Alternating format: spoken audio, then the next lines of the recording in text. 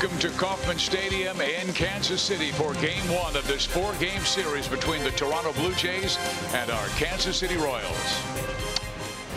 Hi, everybody. Steve Physiak, Rex Hudler with you. 2018 has been a rebuilding year for the Royals, and anytime you're going through a tough time, you're looking for progress, for development. And I think for the Royals, it begins with 23-year-old right-hander Brad Keller. That's right, a Rule 5 guy that's actually dealing like he is. That doesn't happen all that often in the major leagues. Keller has really shown his spots this year, and bright spots. And for the opportunity to be in the rotation next year, they're going to have to really give this kid the benefit of the doubt. Look at what he's done.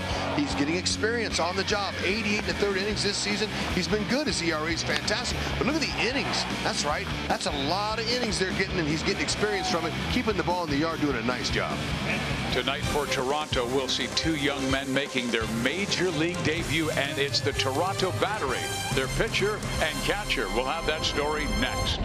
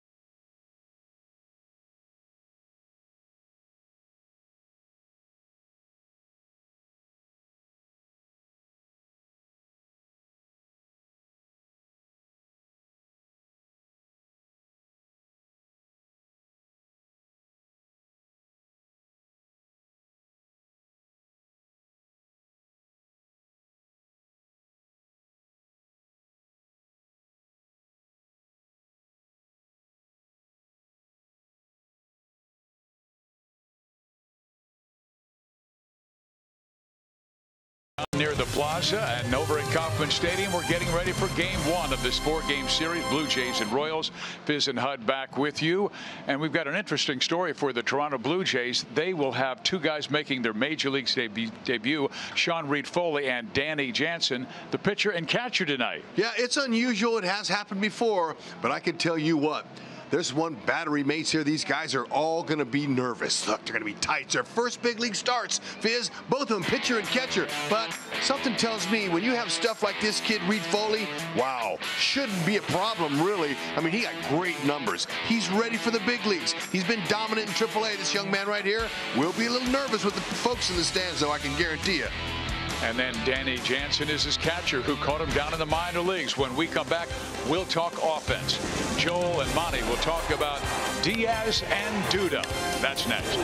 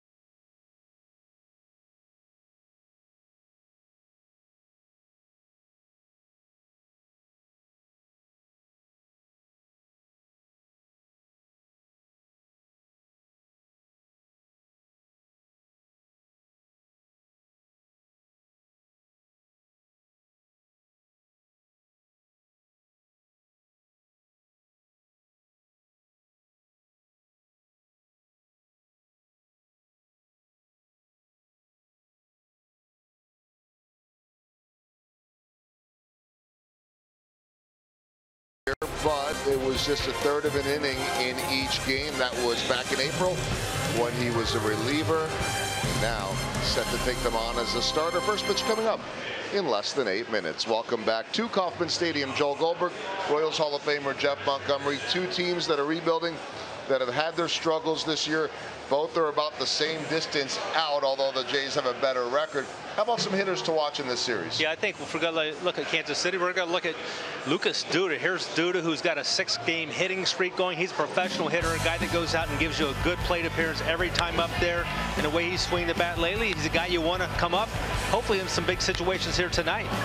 And maybe from the get-go, too, hitting .345 in the first inning. Lucas, as is so often the case, quietly goes about his business, and amidst this 1-5 homestand, has been productive at the plate. Our Kia in the driver's seat takes a look, or drive to success at the Toronto Blue Jays, and their infielder who's been great since the All-Star break. Yeah, we just saw Matt Carpenter for the Cardinals. Aledmus Diaz is not quite as hot as Long, but he's hot lately. So if you're going to circle one guy in your card, don't let be. This guy's on fire. May have to pitch around him tonight. Well, Josh Donaldson's still on the disabled list. That certainly does not hurt the Royals, but Toronto did hurt the Royals back in April, outscoring them 31-12. More coming up from the K.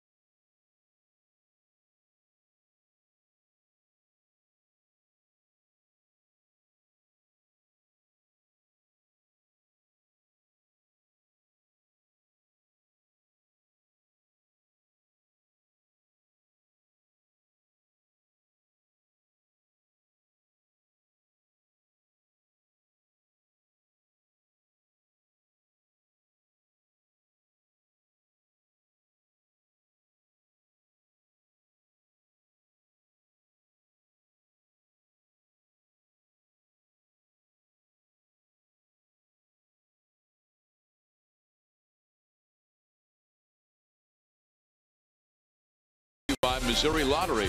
Every ticket played gives back to Missouri schools, so play it forward with the Missouri Lottery. And by Chevrolet, the most awarded and fastest growing brand the last 4 years overall. Find yours at your Kansas City area Chevy dealers. It's an overcast evening at Kauffman Stadium for Game 1 of this 4-game series between the Blue Jays and the Royals. These two expansion teams have played 394 times in the past. Blue Jays with 203 wins, KC 191. First pitch is next.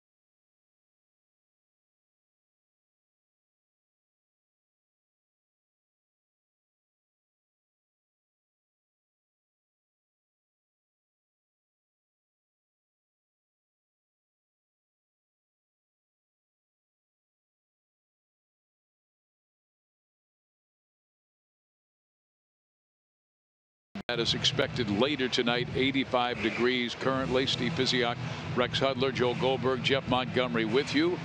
Game one of this 4-game series. Let's check out the GMC starting lineups for the Toronto Blue Jays. It's a pretty good lineup right down there, Fizz.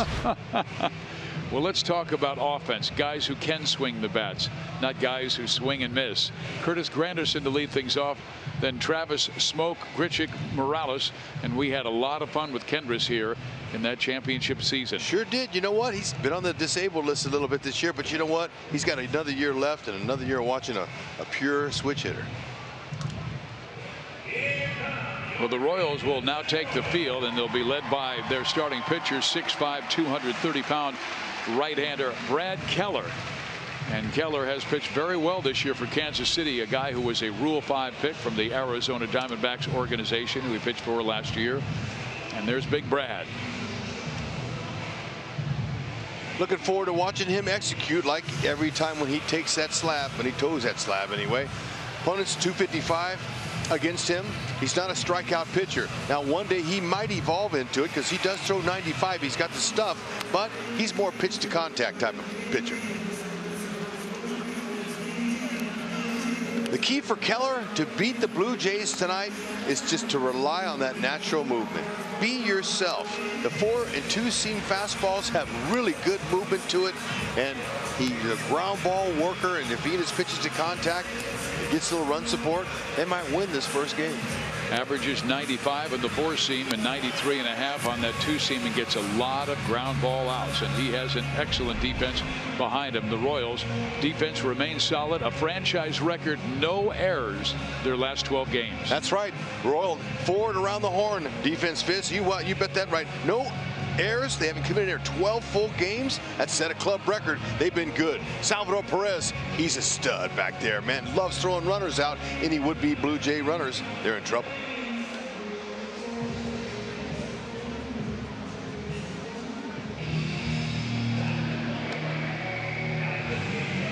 Brad finishes his warm-ups. Umpires tonight, Mike Estabrook will be behind home plate. Marvin Hudson, who's the crew chief, is at first. Chris Siegel at second base, and Bruce Dreckman at third. That's starving Marvin Hudson right there.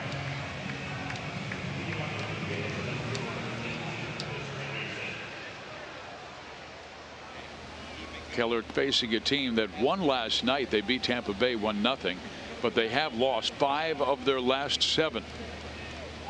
Curtis Granderson, the veteran. Curtis now 37 years of age, and lately he's been playing like that. Just a 179 average his last 24 games with 24 strikeouts. Playable for Herrera in right. 1 out.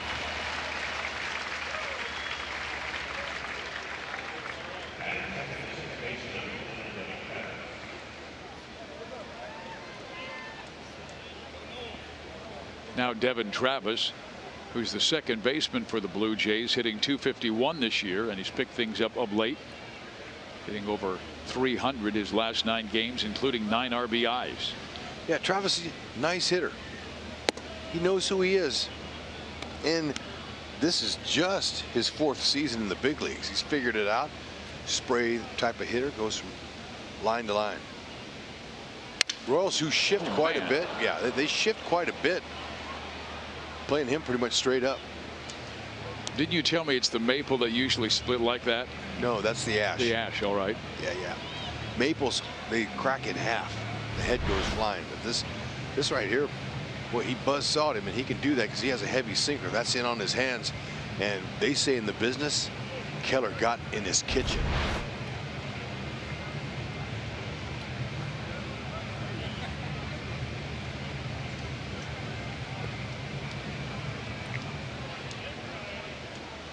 Travis, 27 years of age, from the Miami, Florida area.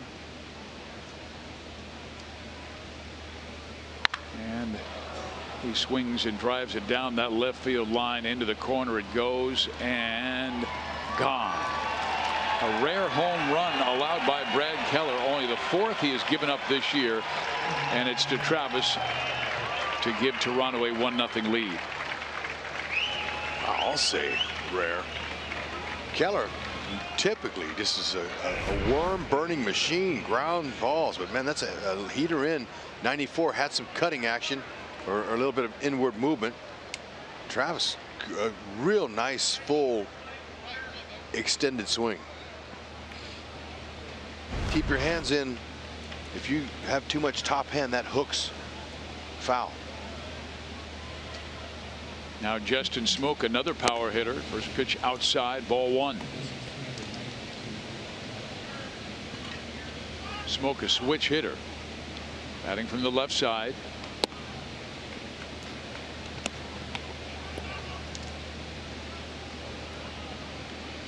He's one of the best players on their team this year, especially offensively. Some pretty good numbers, but has a great idea. Excellent low ball hitter. Bring that up just a little. This would be a good matchup for Keller. Keller likes to pitch that ball down there and keep it below the knees. And our Toyota League leaders, those are the most home runs by a switch hitter since 2017. Ramirez is right at the very top, who's having an MVP type season this year for the Cleveland Indians. And Keller, off his mark, he usually has terrific command, but threw one right down the middle to Travis, who belted it for a home run. Now walks Justin Smoke.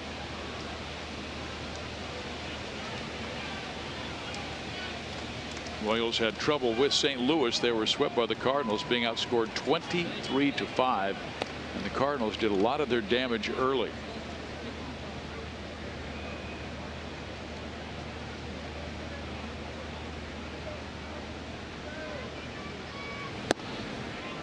St. Louis with 4 in the 3rd inning on Saturday and 5 in the 2nd inning on Friday.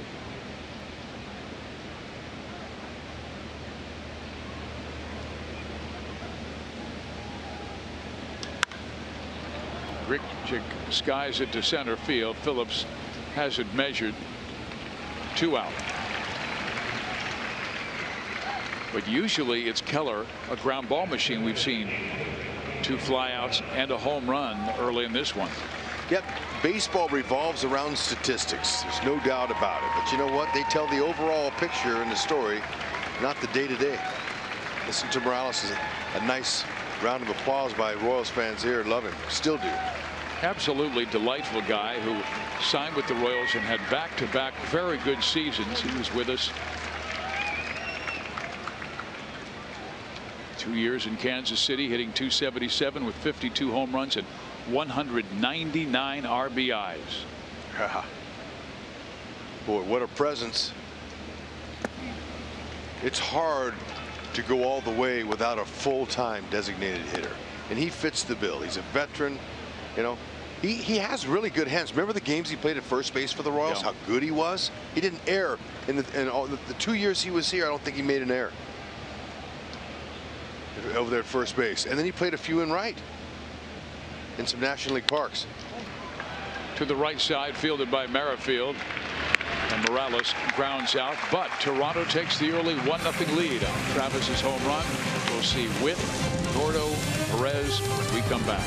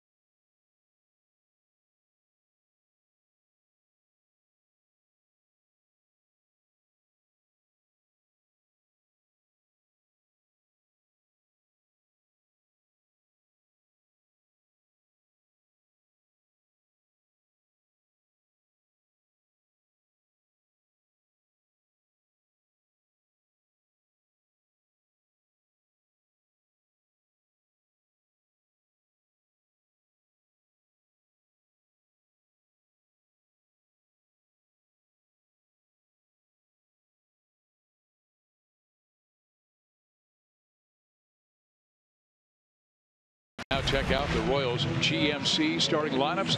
Merrifield, Gordon, Perez, Duda, Herrera, Phillips, O'Hearn back in there as the designated hitter.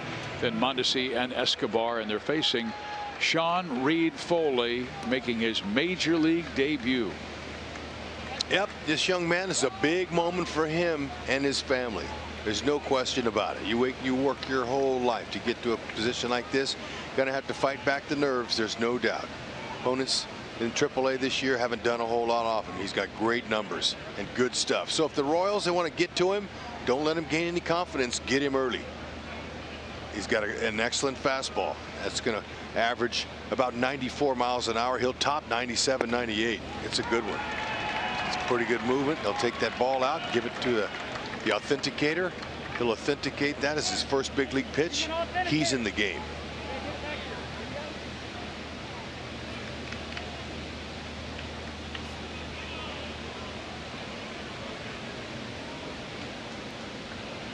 With Merrifield just 2 for his last 24. That's seen his batting average drop to 295. Takes outside, 1 ball, 1 strike.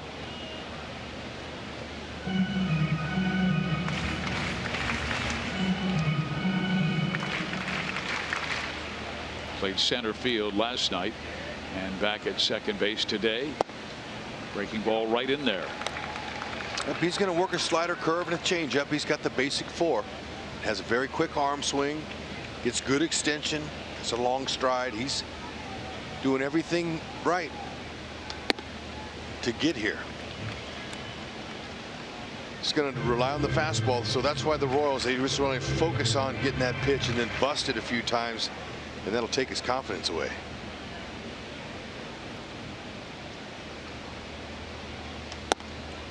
Not only does he have to have a little bit of the nerves, but so does his battery mate. Danny Jansen is called up from AAA today. He was Sean's catcher in AAA Buffalo. Ground ball. That's a base hit for Whit. Yeah, for Whitley. Good for him. He's been struggling getting hits, and he'll take it. And he saw a lot of pitches. That's the key. Facing a guy you never faced before. Get some pitches in you. You know, see as many as you can. He saw 3 or 4 good fastballs. Caught that one just right. Blue Jays defensively have had better seasons. They haven't defended well. With a -61 in defensive runs saved, that's good for 27th out of 30 teams. Not very good. You mentioned Danny Jansen, the catcher, making his debut behind the plate, but he's caught this young pitcher, Reed Foley, for 3 years. So he's pretty familiar.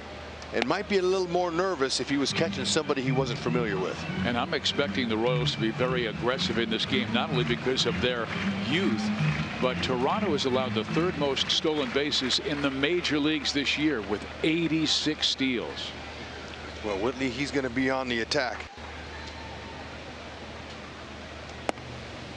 1-1.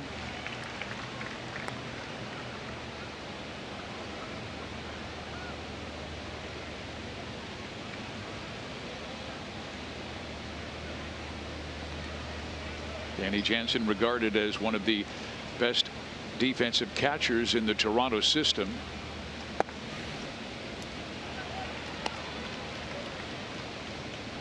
Yep. You know, you're not going to get promoted if you're, you know, not very good. Fist. You know what? Even if the team has injuries in that department, which Blue Jays don't. They're letting this kid come up here. He's good. Good. Got some pop in his bat. Good signal caller. He continues to get better, and he's a worker. And you know what else? He's a gym rat. Okay, whenever you hear that term, that means this guy works out. He knows that that's going to be his position. It's a very tough position for a lot of guys. Got to be durable. I wonder if Toronto's 3rd baseman tonight, Russell Martin, was part of that scouting report team to work with Danny Jansen, longtime veteran catcher. Russell playing 3rd tonight. I'm sure he's been a lot of help for him the last few years in spring training. Just low. They might send Merrifield now. Well, Alex Gordon has 11 years in the big leagues. This kid has 1 batter in. Alex got that pitch. Now he's got to be ready. Sitting all over it, Alex. Whit goes. Pitch is swung on, foul back. Okay, that's off the plate. I like that, though. He's able to swing at it and keep it alive. A well-placed ball, he can score Merrifield. Doesn't have to be right down the middle. Gordon has been looking comfortable in this month of August, reaching in 13 straight. Not only the hits, batting .326, but he's also walked 8 times. Okay, heater coming. Alex knows it. This kid wants to establish that. Merrifield goes, pitches swung on, hit high in the air, deep to right. Back is Grichuk. There for the catch, and Witt back to first base. Oh man, shoot. He just missed that. I'm going to say not even a quarter of an inch higher on the ball, and that's way out of here. He was sitting on it. That's it. Just missed it.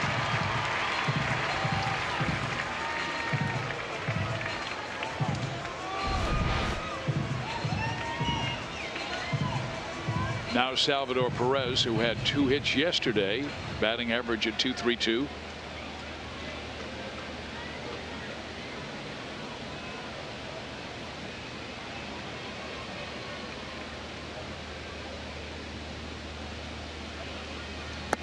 Witt bluffed a move just before Reed Foley came home. Kubota power stats. Home runs by catchers since 2012. McCann's #1, but Perez is #2. And Russell Martin of the Blue Jays, who's playing third base tonight, he's #3. Russell, just such a good athlete, he can play anywhere.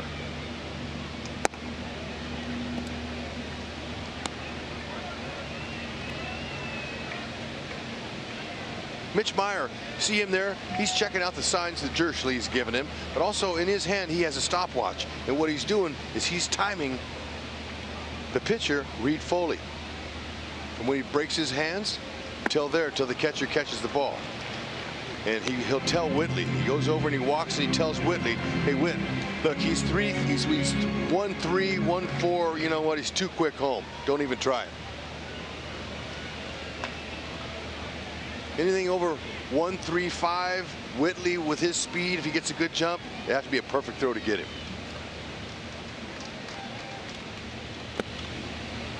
Well, they went back-to-back sliders. Salvi took a rip at one, and this time doesn't bite.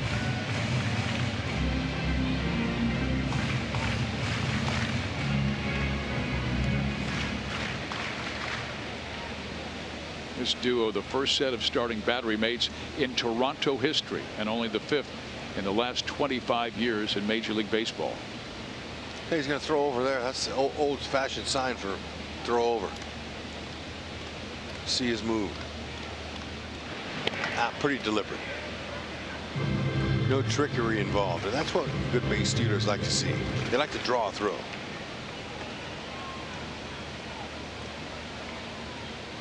Mitch Meyer and Rusty Kuntz had the guys out there early working on their leads, on their breaks, their secondary leads. Right. Don't miss. They're going to try to get him away. Don't miss in. To the left side, fielded by Martin. Got 1 and 2.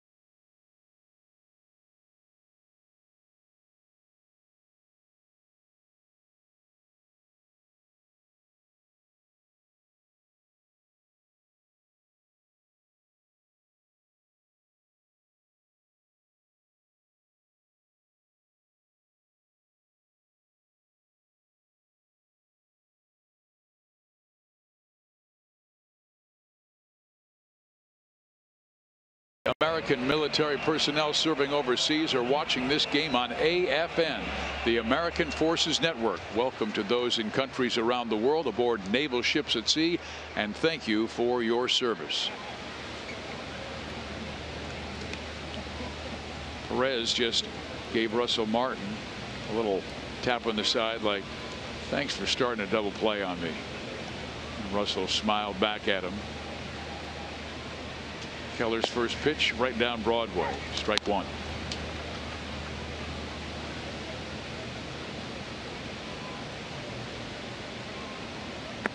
We have seen back-to-back excellent veteran catchers the last two series, and Yadier Molina with St. Louis, and now Russell Martin, who obviously playing third base tonight, but he's been Toronto's mainstay for a catching spot for a while.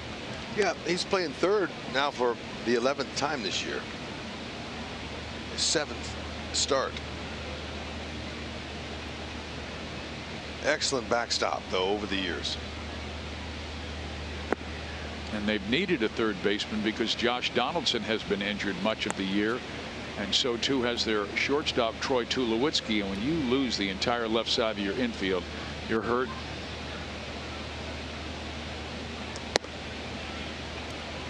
Well, he's a patient guy and walks for the 50th time this year.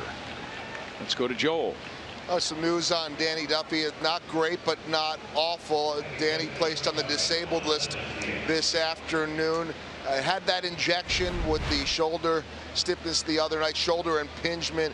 And so I knew it was going to at least be a few days, but they're putting him on the disabled list. Everyone's saying that if this were postseason, if they were battling for something, that he probably could keep pushing through this one.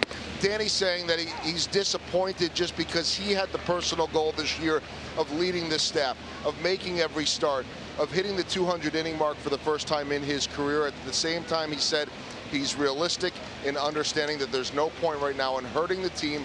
Let somebody else get that opportunity. That'll be Glenn Sparkman on Thursday, and the hope is Danny will be back very soon.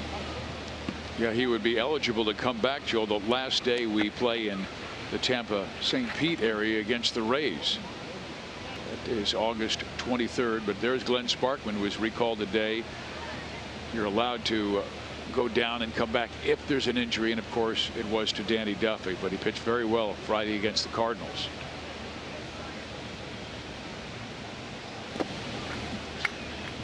Yeah, you know, sometimes the organization will tell, like a Sparkman in that situation when he's going to be sent out, why don't you stay a couple days in the hotel, see what happens here. We're not sure about a few things, and you know, they weren't sure about Duffy, and so why would he go all the way back? Now Omaha's not that far away, and they may not have done it that way. Just sometimes they do. Does this come from personal experience? Absolutely. Hey, why don't you stay for a couple of days? Little tapper. Keller has it. Only play first base. One out. Yeah, hard sinker he threw to Duda.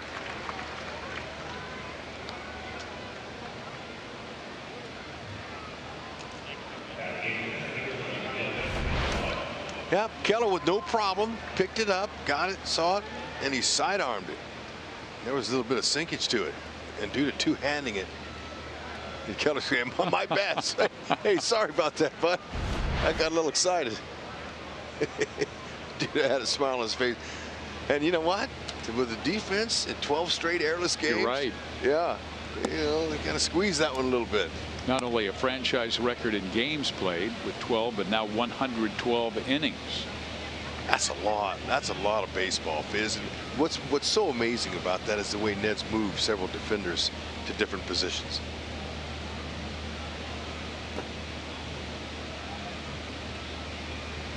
And defenses, I mean, you go back, and yeah, there's a lot of great players out there with a lot of speed, a lot of range. But if you can just make the routine plays, yeah, you can be a winner. Exactly. Just makes the plays that need to be made. Kevin Pillar. You know, Fizz, I'm sure our audience, our new generation of fans, young players out there, watch 14 and 15. Yeah, those were two seasons the Royals may not have made the fewest errors, but they were regarded by all scouts we talked to the best defense in the American League. They saved runs. They were right there at the top of defensive runs saved, and saved the You know, a lot of pitches for pitchers, and really on top of it, and you do that with good athletes. And some guys would be honored, of course. Perez with his Gold Gloves, Alex with his, Eric Hosmer, Alcides Escobar. But if there was a better center fielder than Lorenzo Cain, I'd really like to see him. And there are some really good ones in the American League. Ball goes down the line. Unfortunately, that award goes many times to an offensive player, to a guy with offensive numbers. This young man right here plays a pretty good center field. Yes, he does. See him on highlight plays with regularity. I mean, this guy, he is not afraid to crash into a wall or two.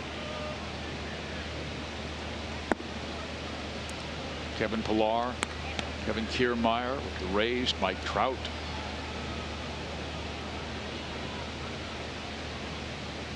You know, Jackie Bradley Jr., you got to mention him. He might win a gold. You know, Lorenzo Cain in the National League, he has plus 18 runs saved, having a solid year in Milwaukee with a much smaller ballpark there. He's loving that. Nothing falls.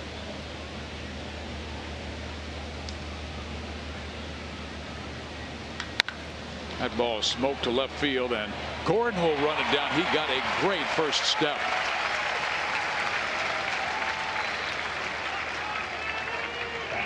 Ooh, man, that's a big out for Keller. Runner in scoring position, sitting that ball looked like it had extra bases written all over it, but a straight line. I mean, straight as a string. You mentioned it. Great first step. That's always the determining factor on a line shot over an outfielder's head like that. Now Danny Jansen with his first major league plate appearance. Got to swing. Got to be hacking first pitch. Well, didn't want it. Hit .275 down in the minor leagues this year. 12 home runs, but was leading his team in RBIs with 58.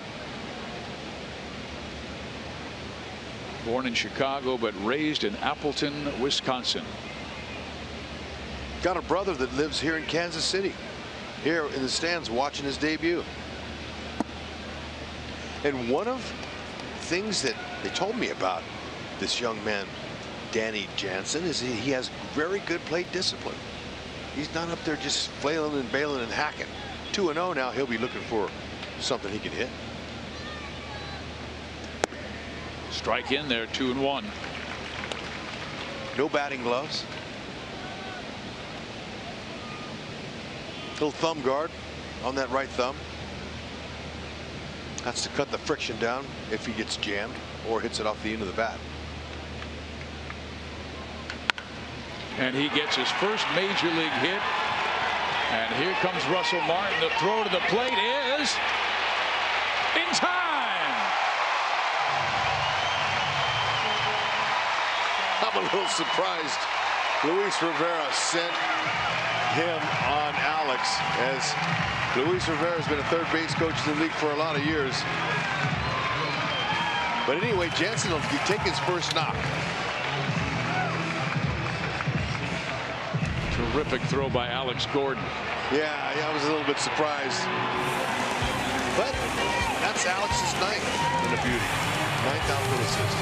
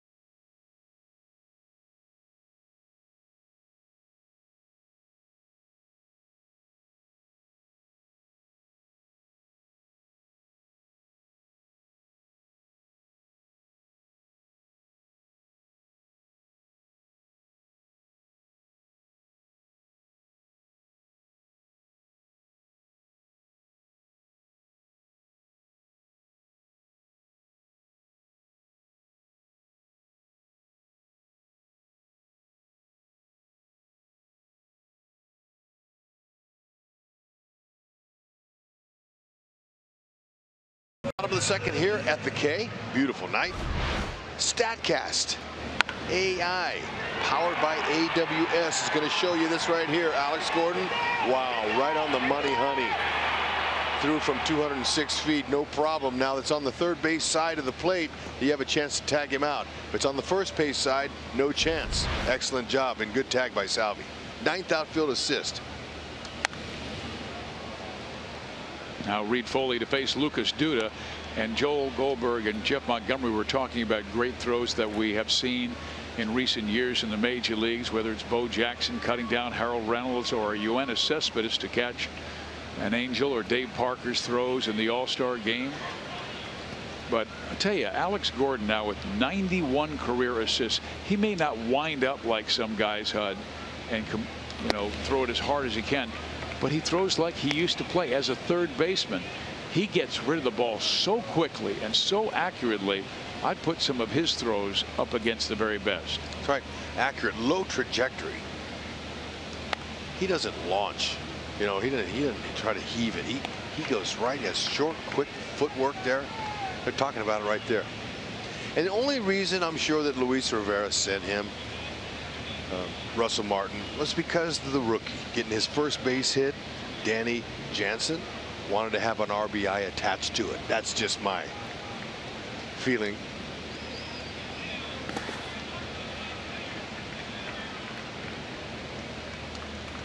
One ball and 2 strikes.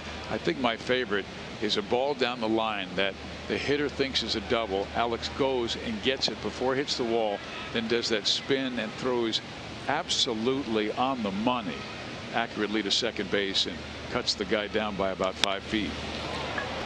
Duda to center.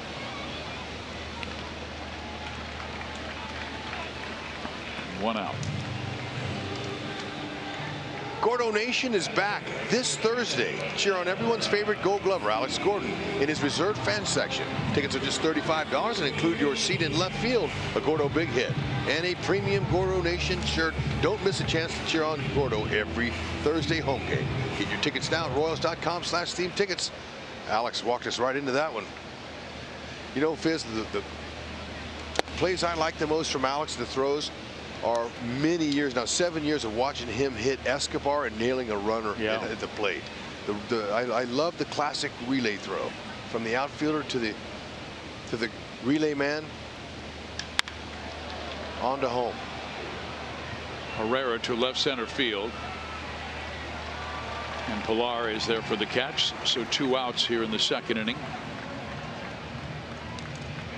I mean, the great throws we've seen from years past. This young man, Brett Phillips, sensational arm, very accurate. I think he's going to be someone that the fans will really come to watch play defense. But guys we've seen in the past, Ichiro Suzuki, Vladimir Guerrero, and then if you go way back, how about Roberto Clemente? Yep.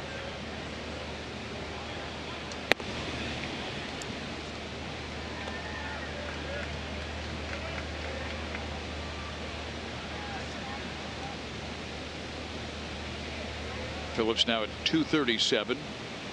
Had a home run at Yankee Stadium.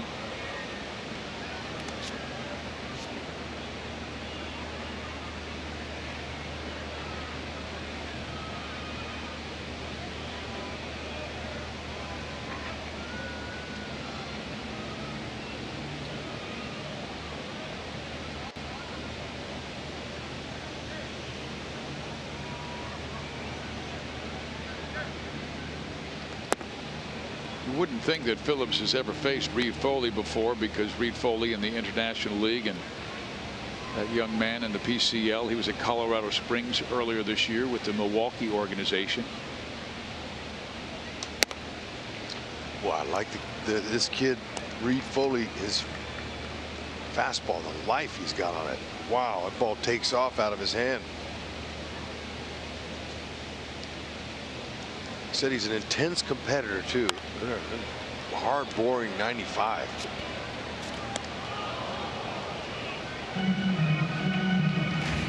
These are his minor league career numbers. 105 games, all but 3 of them starts. A 3.83 ERA. Doesn't look nervous one bit. Looks like he's been here for a long time. That's a good sign for him and the Blue Jays.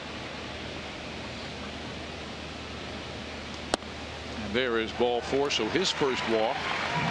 Phillips with a good plate appearance.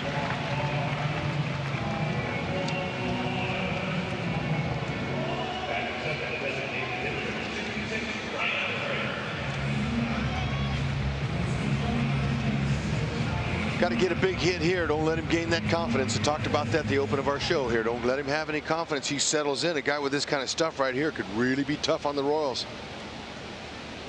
If he gets in, there you go. To the opposite field, and that ball's carrying, and it is out of here. Home run, Ryan O'Hearn. His first at the K. That's what we're talking about. That's right. Keep that line moving. What an excellent swing. And when you have a young man that has a power fastball that's fading away from the left-hander like O'Hearn there, all you got to do is put an easy swing. Watch how easy this is. Oh man, that was nice. Two-hand follow through. He knew on contact that ball was out of here. He caught it just perfectly. Oh, you can't hit a better ball on a golf tee. Heads up out there. Our camera guy, don't get hit. That's what you're talking about. You bust that fastball once or twice. They don't have to start going to his secondary pitches like that.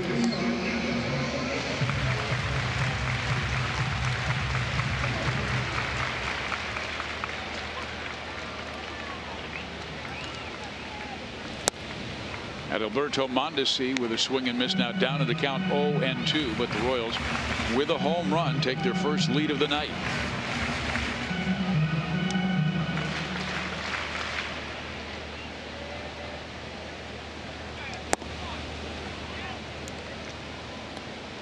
Being patient. 2-out rally.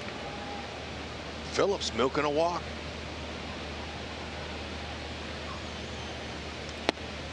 Swing and a miss. He does get his first strikeout of his major league career, but also gives up his first home run. It's another rookie, Ryan O'Hearn, going opposite field.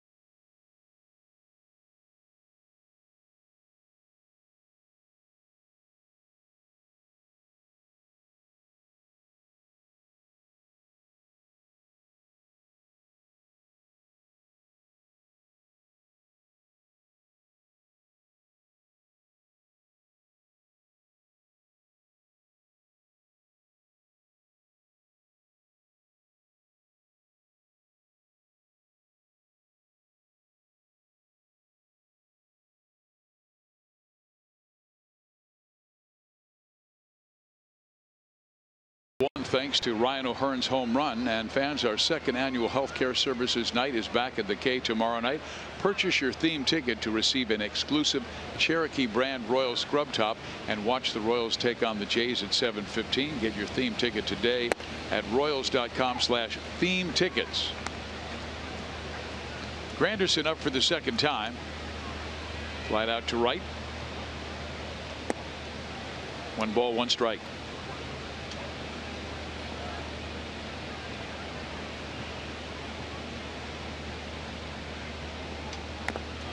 Didn't mean to do it, but did check his swing and foul it off, so advantage Keller. to see Ryan go deep. He got one that he could turn on in Chicago and pulled it out.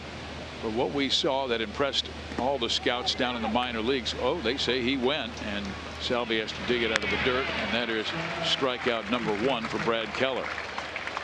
But the one thing that impressed so many scouts at spring training was O'Hearn's ability to hit with power to the opposite field.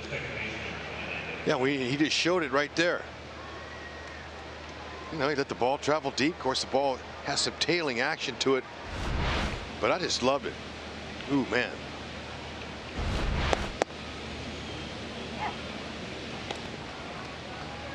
You know, in order to hit that ball to the opposite field, because you gotta let the ball travel, like I said, but your head has to stay down through the ball, and you can see it.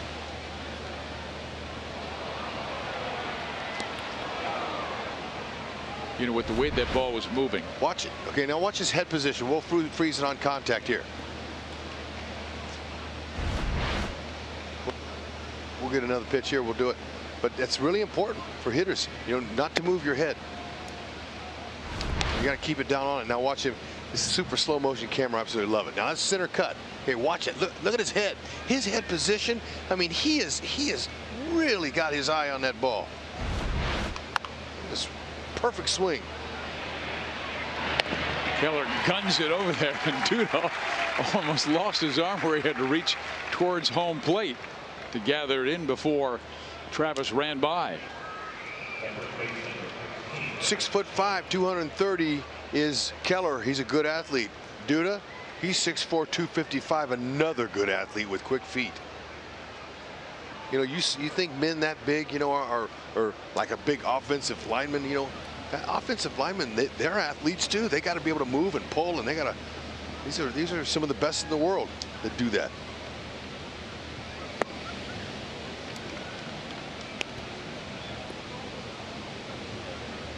People like to bag offensive linemen. They run as fast as some receivers, and defensive line too. I mean, maybe not a receiver, but they're not slow. Well, I think what they've been trained to do is be quick in short areas, little box areas. Exactly. Tackle to tackle.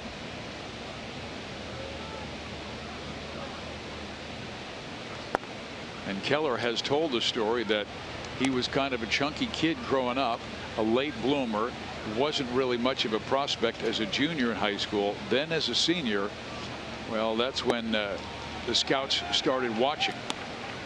He was a young senior in high school, graduated at the age of 17, and he agreed to go to the one school that recruited him, Presbyterian University.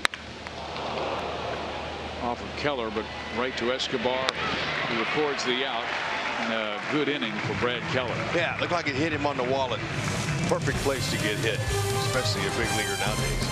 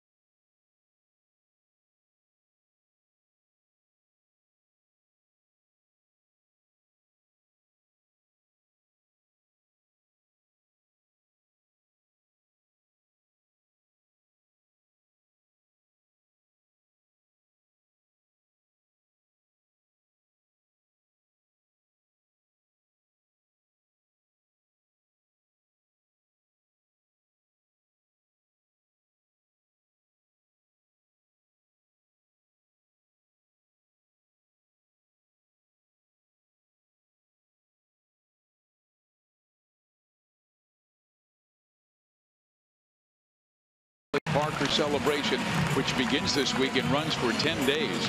Besides tributes to Parker, the event that John and his colleague make possible promotes the music of local Kansas City jazz artists who will perform throughout the week and a half, also including local star Lonnie McFadden and Grammy Award winner Tiffin Pennicott. In its 5th year, the celebration has expanded its education events to tell the story of jazz in Kansas City. Charlie Parker. Bird lives. Way to go, John. Keep the music coming. Here is Escobar. 8 hits his last 7 games, but pops it up in the infield. And 1 out.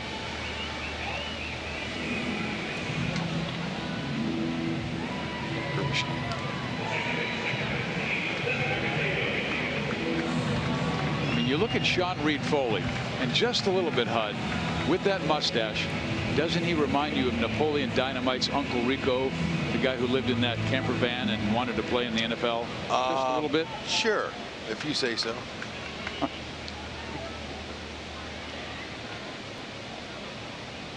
How about 2-hit Whit?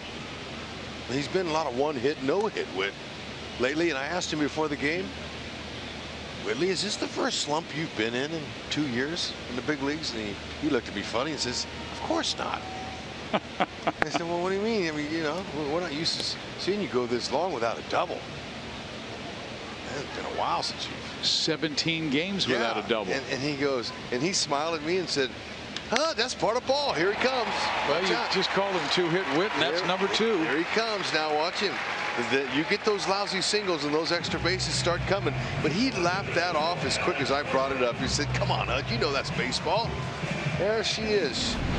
Science Sam, she understands, she knows it. That's 93 up. Gets hit up here in the big leagues.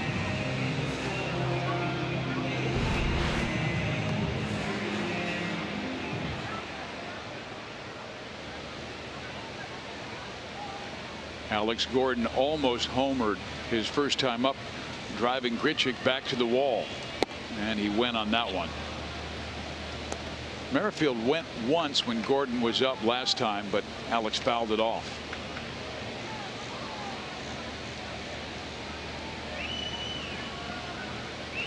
And Reed Foley only threw over 1 time.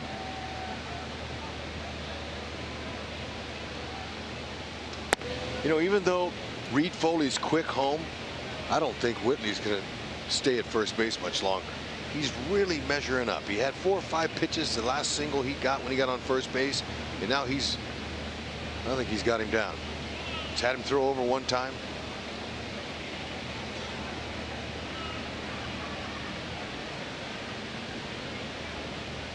Does not go, and the pitch is swung on and missed 1 and 2.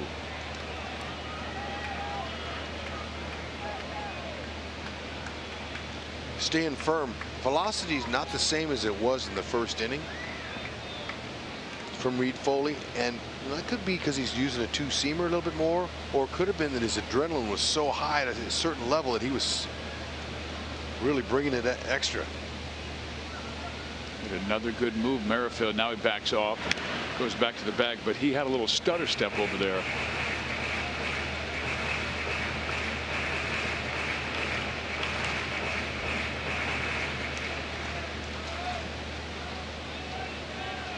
And you know, Whitley does steal the base with Russell Martin, the third baseman, over at the shortstop position. He could head right in onto third base.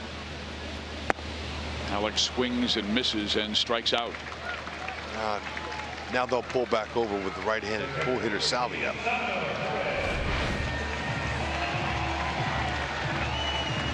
Breaker, good one. That started belt high middle. It fooled Alex. Hard to pick up the rotation.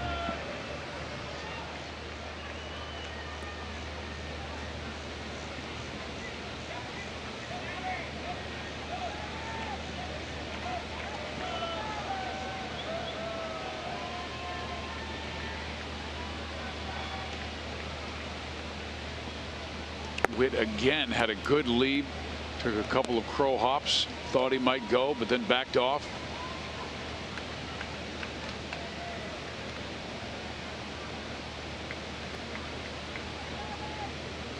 Royals have been running a lot since the All-Star break.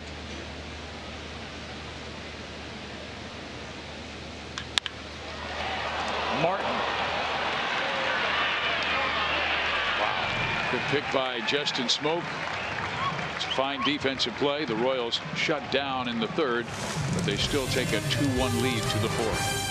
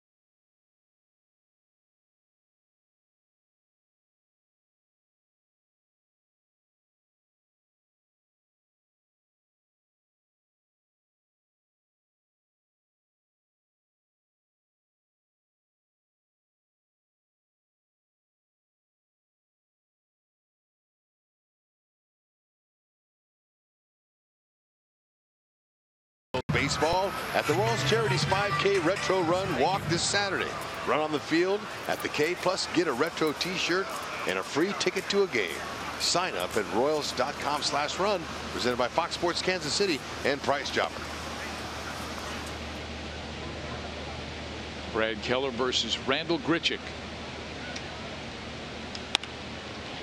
Blooper towards right, and that's going to drop for a hit.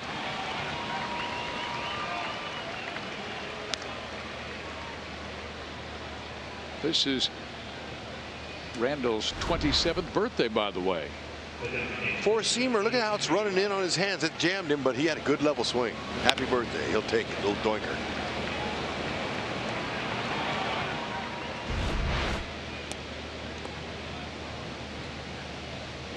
Kendrys Morales grounded out his first time up.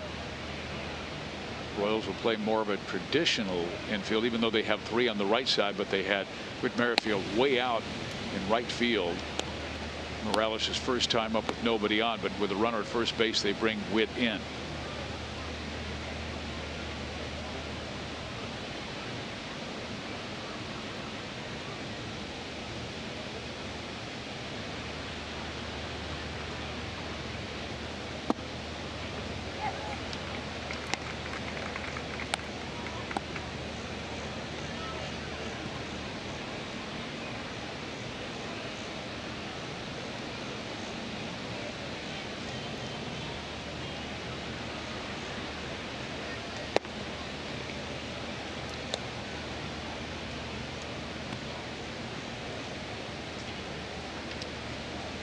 Cal Eldred was telling me before the game about Keller. I said, what is his keys? He said, just be himself. Trust your movement on your pitches and go after. Don't try to be somebody you're not. The kind of movement he gets down and away from a lefty with his two-seamer. Four-seamer has some cutting action in and left and east and west, both ways. Natural.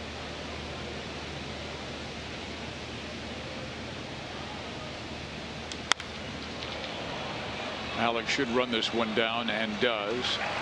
Back to first base, Grichuk.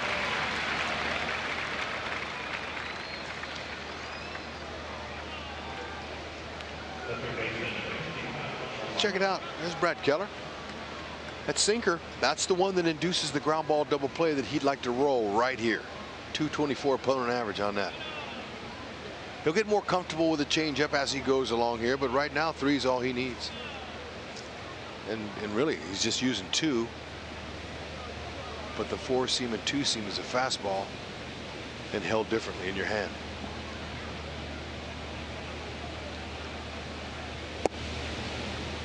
But he had a couple of bad games against the Red Sox and the White Sox. It almost seems like he was trying to be too fine, and then it seemed like Brad got back on the attack, whether that came from Cal or Salvi Perez, I'm not sure. Yeah, well, I'm sure you know Cal, that's his job, being the pitching coach. From behind, Grichuk dives back in time. Is to, you know, say, hey, look, don't be somebody you're not. Just be yourself. It's good enough.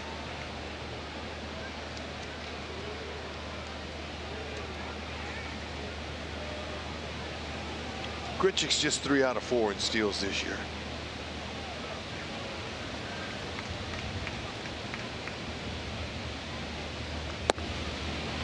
Martin really fooled on the slider. Keller's been pounding the zone with so many fastballs that fooled Martin here. Yep, on the side of the baseball. And you want to be on the side and really on top, because that's going to get some downward movement. If you're just on the side of the ball, sometimes it'll just spin, and those are usually hit hard. He's back with a 4-seam that missed badly.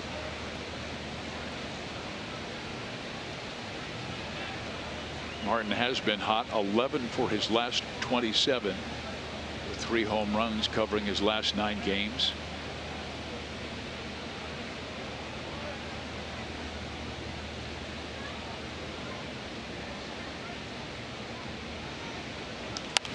Out of play.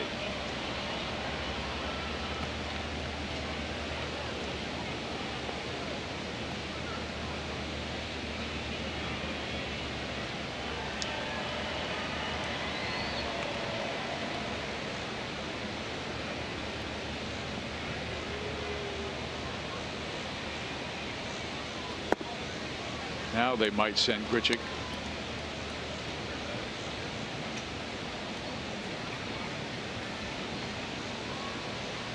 Russell doesn't chase with 2 strikes. Very disciplined hitter.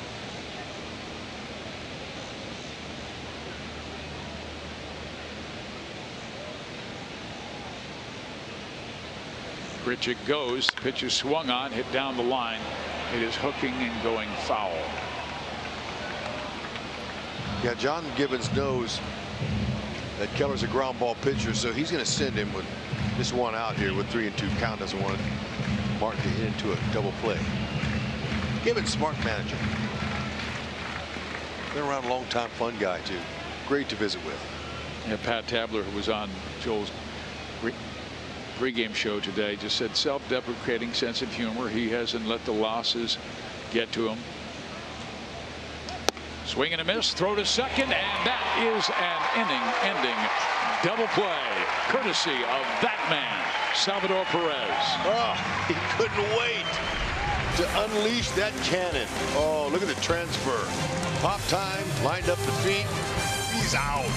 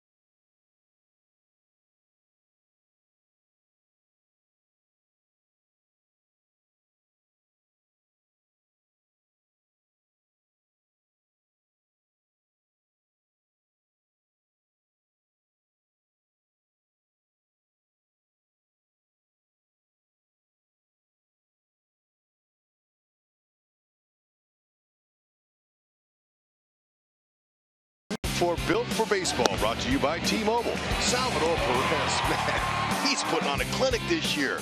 That throw out right there makes him 20 for 38, a 53 percentile, best in the world.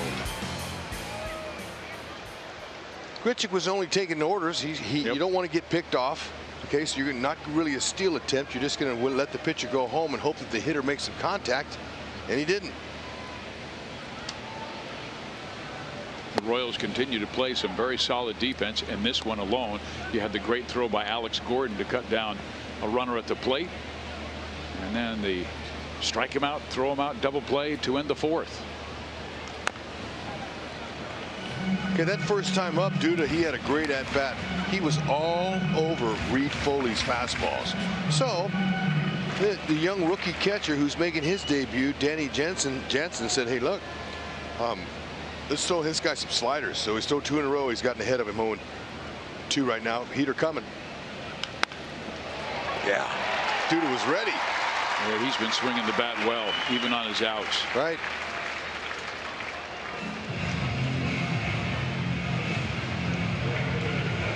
Mo Lottery replay shows you if you don't put it in the right spot, it'll get hit. That's a 4-seamer with some movement. Man, he gets some good spin rate on that fastball. Duda turned it right around. Now Rosell Herrera flied out to center field his first time up.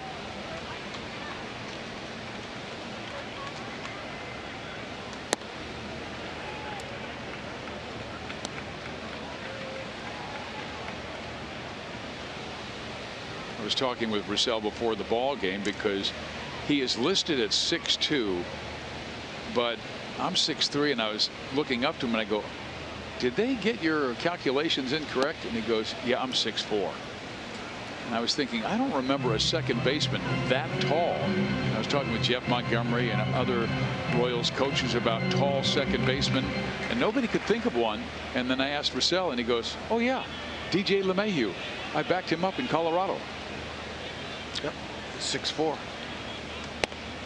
Herrera playing right field tonight after making his first start at second base yesterday.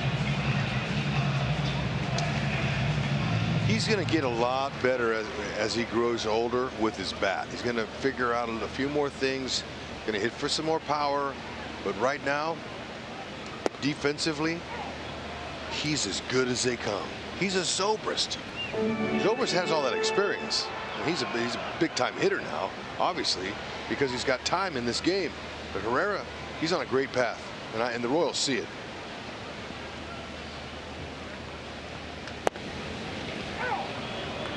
He came up as an infielder, but he was always behind LeMahieu, Tulowitzki, Arenado in Colorado.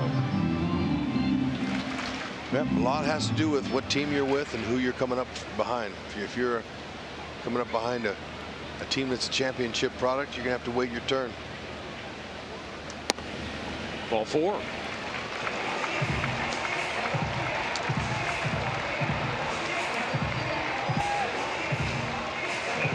Two walks by Reed Foley. Now getting together with Danny Jansen. This is the first set of starting battery mates in Toronto history. We told you the last time it happened in the American League was April 14th, 1967. Billy Rohr and Russ Gibson caught for the Red Sox at Yankee Stadium, both in their major league debut. And Billy Rohr that night almost threw a no-hitter. Elston Howard broke it up in the 9th. Wow. Great debut that was. Red Sox at Yankee Stadium. Okay, don't let this young man have any confidence. You bust him here, he's gonna. Ooh, felt that coming. 93 just pulled his head off a little bit. Did Phillips. Put some more self-doubt in him. Playing him straight up.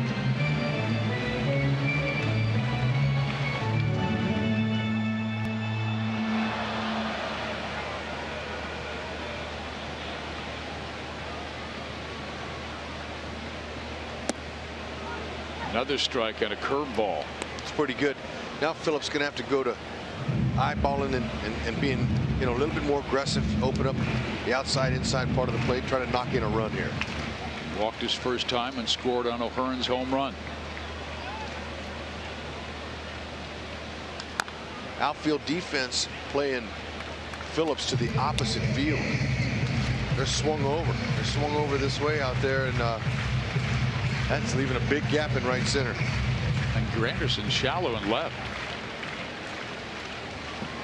Pretty shallow, not showing a whole lot of respect for the power. But look, right now, he just wants to put an easy swing on him. Then try to make him chase.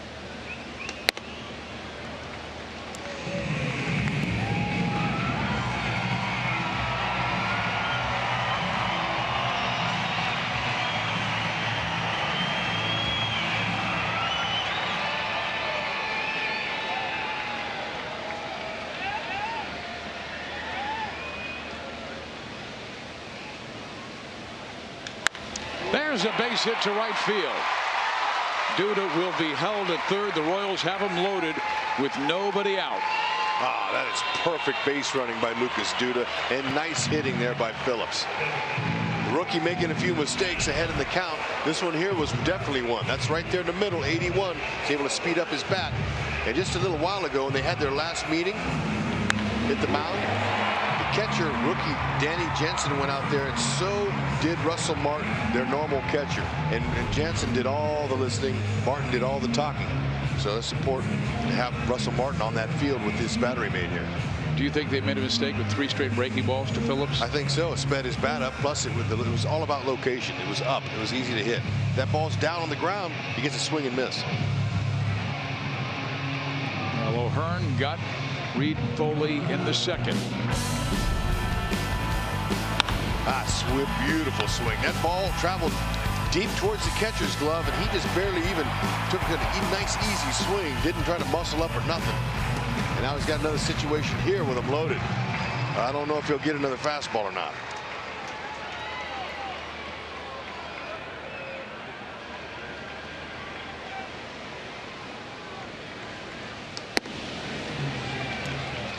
Get a heater, it's just not going to be anywhere near the middle. Although sometimes when you're a strong young pitcher that making your debut, you believe that your stuff is good as anybody's. You're going to blow it right by him again. That was a fluke at home run. There it is, right there. Zipped it by him at 93. Yeah, Better location. That's a perfect spot. Santos up in the Toronto bullpen. Reed Foley has thrown 63 pitches. Not yet 4 innings.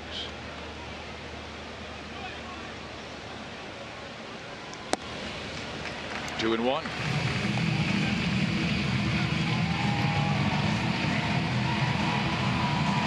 I mean, if I'm O'Hearn, I've got to be thinking nothing but fastball here. He does not want to go 3-1 with the bases loaded and nobody out. Well, the young man's got to have some confidence in his secondary pitches, but he might just challenge him. And he did in at 94. So that's 2 fastballs, one at 93 and one at 94 that he's gotten by O'Hearn. So he probably would stay with him. If you throw a breaking ball like you did to Phillips, it's gonna, if it stays up, it's easier to hit. I bet he stays with a fastball. Don't miss it. Almost same spot, but missed in at 95. Now full count. Yeah, inhale, exhale. Let the muscles relax a little bit here. That's a good idea when you step out of that batter's box. Do some deep breathing. This young man making his debut does not look nervous, but you can't dent his confidence right here. Foul. 3 straight fastballs.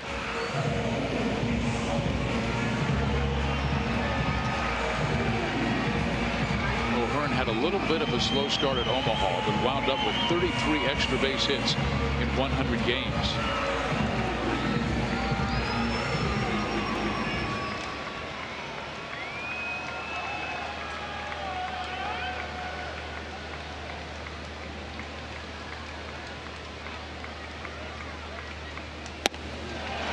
Ball 4, and the Royals make it 3-1.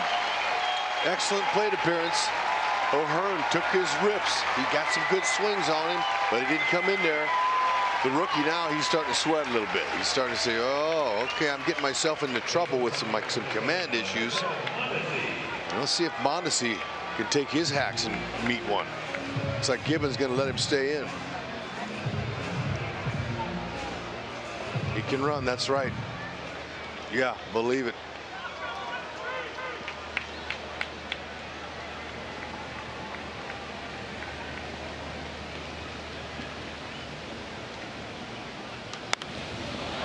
Out of play.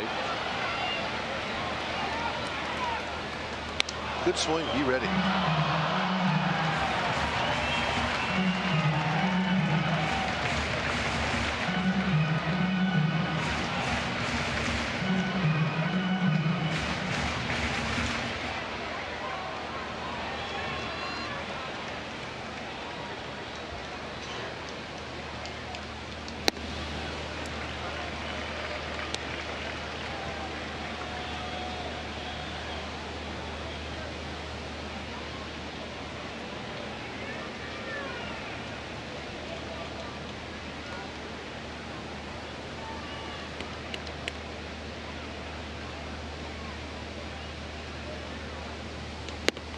One and two.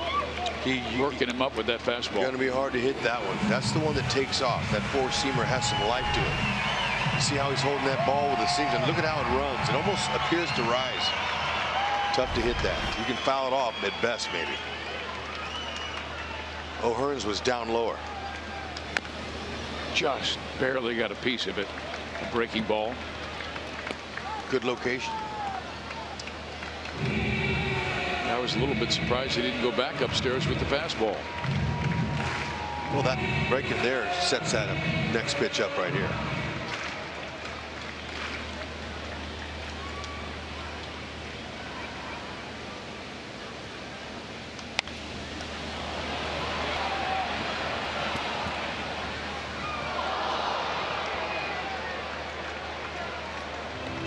Mondesi's done a better job, Hud, recently, I think, of really fouling off some tough pitches. Yeah, you know what?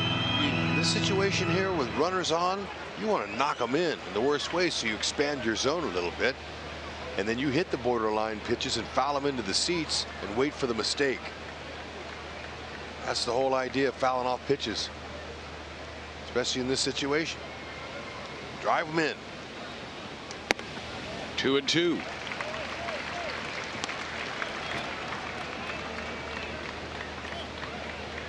Give Keller a little cushion here.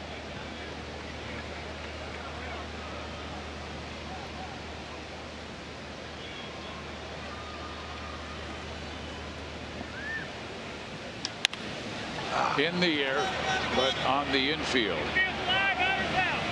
Batter's already out because of the infield fly rule.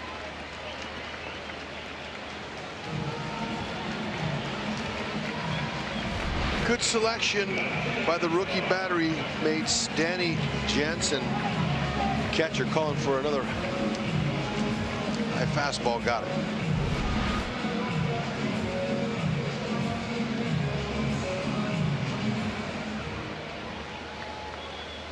Escobar wants to at least get that guy home from third base who has good speed, and Rosell Herrera.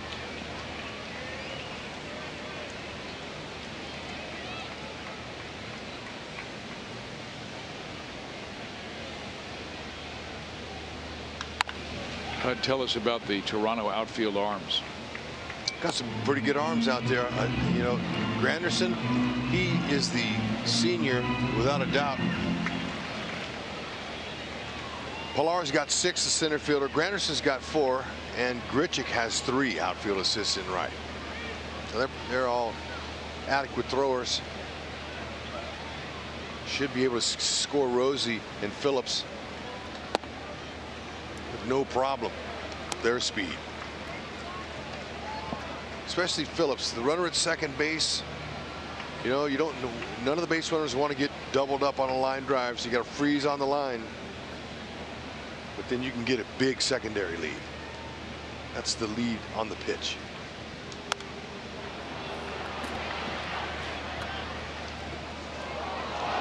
kid has made some tough pitches to Mondesi and now to Escobar. A lot of pitches this inning, though. 31, 19 have made the zone, 12 have missed. He has walked 2 in the inning and 1 with the bases loaded, then drove in Duda.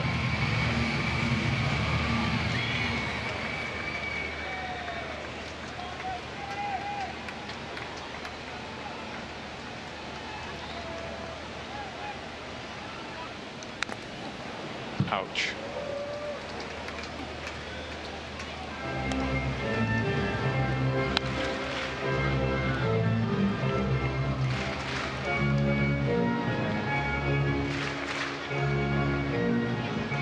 Yeah, that hurt.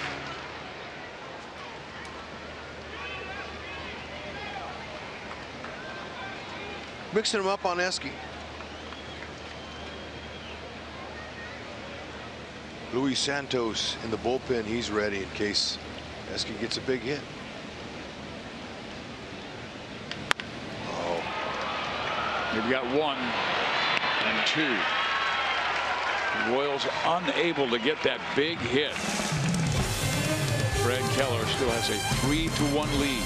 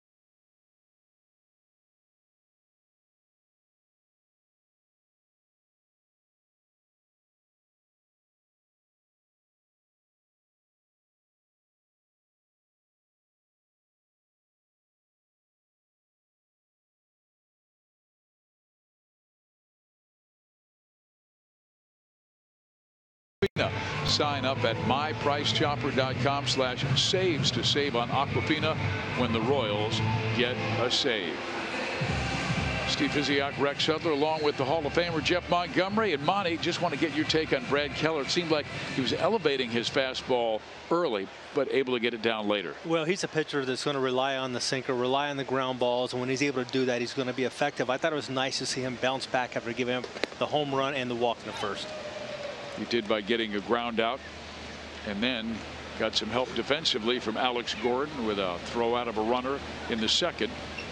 Help from Salvador Perez with a strike him out, throw him out double play to end the fourth. Now facing Aledmus Diaz.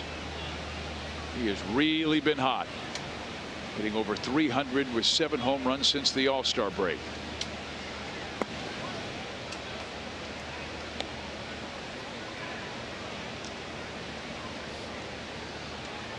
Is Keller's changeup still a work in progress? Yeah, his slider is too. He throws some occasionally good sliders, but he's still got a ways to go on a slider. I talked with Cal Eldred about that pitch a few weeks back before one of his starts, and he said he occasionally throws ones exactly what he wants to see. It's got good depth to it. It's got good finish out of the strike zone. And then occasionally he gets on the side of one. It just kind of spins up there, but it's a pitch he's working on as far as the consistency factor is concerned. Diaz pops up to shortstop Mondesi, and 1 out. Go back and take a look at some of Brad Keller's early work tonight. I'd say he really settled down after that first inning, and he's doing exactly what you're used to seeing Brad Keller do, and that's getting balls hit right in front of the plate. When you do that, you better be good at fielding your position. Also, let your guys do their job too. Great job for Salvi on the strike him out, throw him out. know, Monty, so many of our fans, they hear us talk about pitching and how to hold a ball, a four-seamer, a two-seamer. You talked about Keller, his slider on the side of the ball sometimes. Could you show us the grips of maybe a couple of those pitches and what they look like? Well, when you're throwing a two-seam fastball, you're throwing it so you're really on these two seams, and it's all about rotation.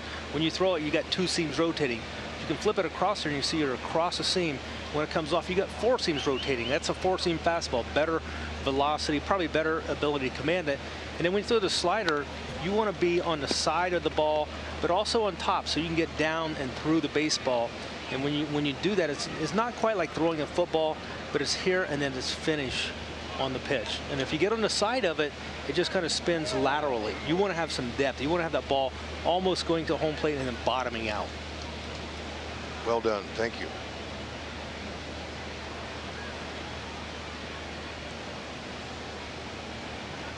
The two-seamer, that's the one that really frustrates a hitter, because when it's thrown properly, you're out over the front and it goes down. It's a sinker and it hits and the batter thinks it looks like a fastball, but he ends up hitting off the end of his bat. The idea for a hitter is to barrel him on the barrel where the ball jumps. That's a jam shot there. But yeah, the mistake a lot of pitchers make on their two-seam fastball, they really try to force it to get that life, to get that finish, to get that sink.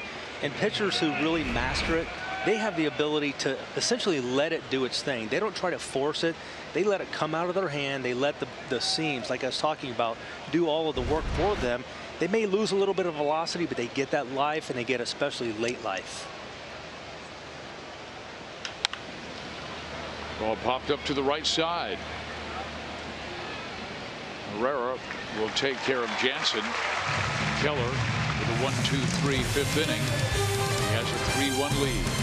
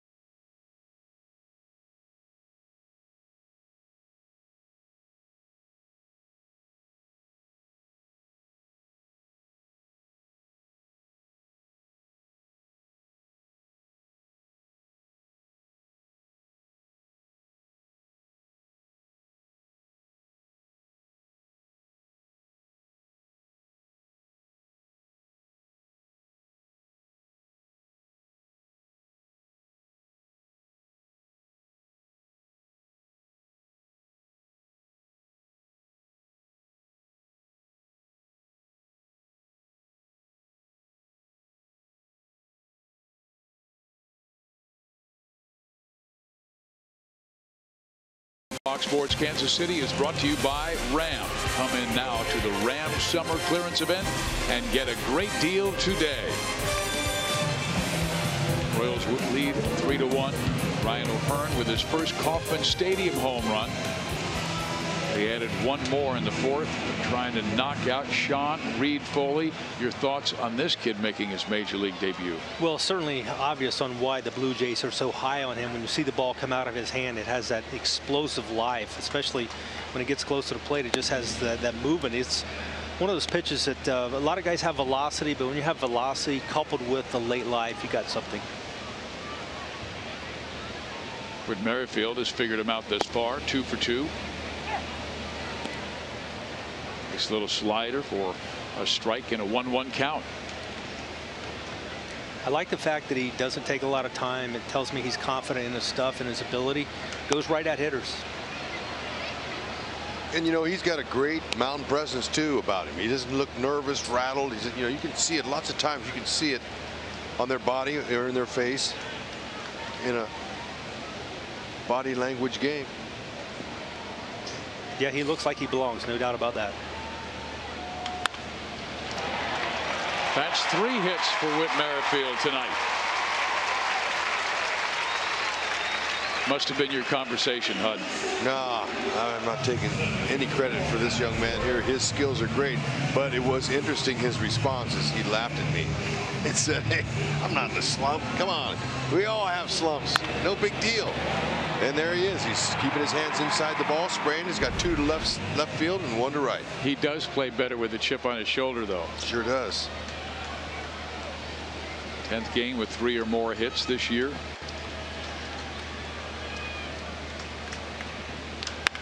Alex Gordon, left center field. Long run for Pilar, and he will get there. And Whit, almost to second base, took his fist in the air and shook it down like, darn it, thought that was going to be a gapper. Take a look here at some of Sean Reed Foley's work over the evening. Seen a little bit of everything here so far. See him using his ground ball, using his defense. Gives up the home run after a walk. I thought that was something. You tell he's very emotional about that, but he settles down, does a nice job getting back in, getting in a double play there. Now to Perez, who twice has grounded out.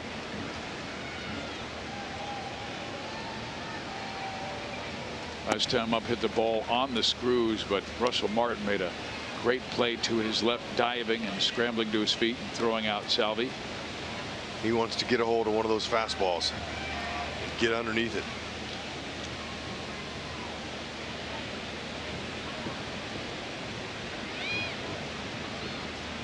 It does not go, and it's popped up foul.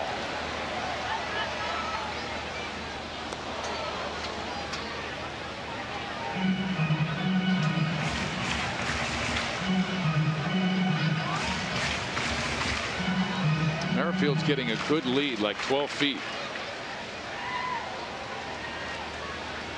I like it when the Royals are in situations where they can afford to run. Situations like this, got a 2-run lead, try to push the envelope just a little bit.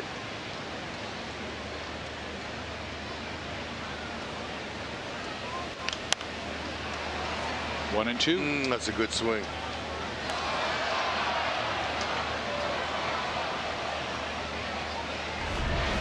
That's right center field written all over it.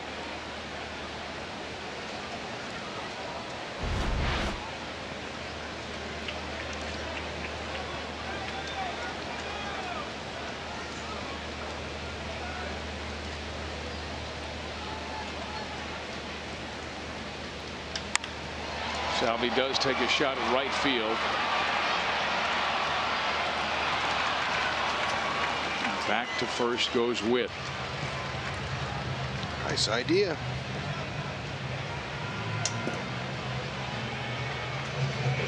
Pretty good ballpark to make your debut in. Maybe give you a little good point. False sense of security when you go pitch in Toronto in that dome. Couple balls. I mean, Alex has got about 800 feet worth of outs tonight. Exactly. Great point, Monty. Because that ball Alex just hit, that's way out in the dome. And the one that Gordon hit in the first inning. Yep. That was right at the wall. That's the best point of the night. There might have been 8 home runs at Yankee Stadium. Well, think about their division. Yeah. Oh my, Boston, Fenway Park, Yankee Stadium, Toronto, the Trop, Baltimore, Camden Yards. Oh my goodness. He'll learn pretty soon. Indeed. You make a mistake in those parks, it's way out.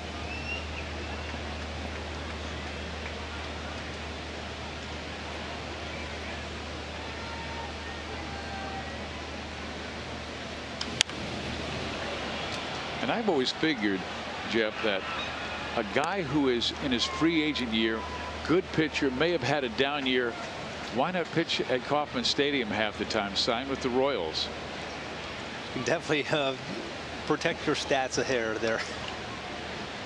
And we've seen some guys who have had great success here. I remember when the Royals acquired Jeremy Guthrie from the Colorado Rockies after he struggled in Colorado, the Mile High Stadium, came here, got a little fix to his delivery from Dave Island, and man, he really helped the Royals find success. I think Edinson Volquez really liked pitching here as well. Remember the first game he pitched, I think it was against the White Sox, and guys were making plays in the outfield left and right, inning after inning, and he's like, this is a pretty good place to make a living. It was like the first 2 innings, nothing but line drives and rockets, and he didn't give up a run because Escobar was laying out and Gordon was making diving catches, and so was Kane. And then he settled in, and once he settled in, I think he threw another 5 shutout innings.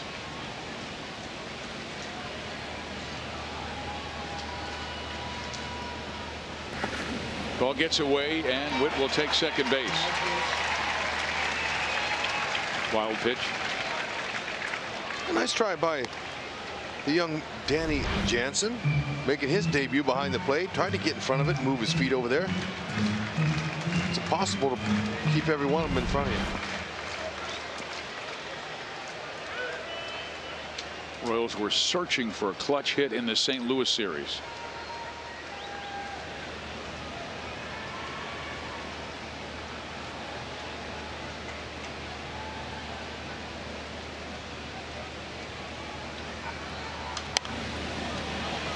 Stays 1-2. Yeah, it'll be sure nice to see him deliver here, get another run on the board. Going back to the last inning, you got 1, 2, you got six guys go to the plate and only get 1 run. Kind of like yesterday, a chance to score a lot more early in the game. They didn't against the Cardinals. I remember you talking about that with Joel, like in your late inning conversation. You said that first inning may have really cost Kansas City because they had the bases loaded.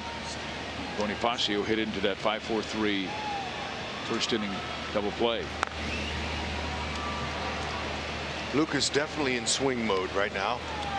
And so Whitley, he knows that he can steal third base. Russell Martin's way off the bag. It's tough to be any fielder and come run to third on the run and catch and tag. But if you try to steal with 2 strikes on Duda and 2 outs, it's distraction. It distracts the hitter sometimes. So he's in scoring position. He needs to stay home. Let Duda knock him in. Duda hot at the plate too. Had 6-game hitting streak extended tonight to 7, so he's swinging a good bat. Yep.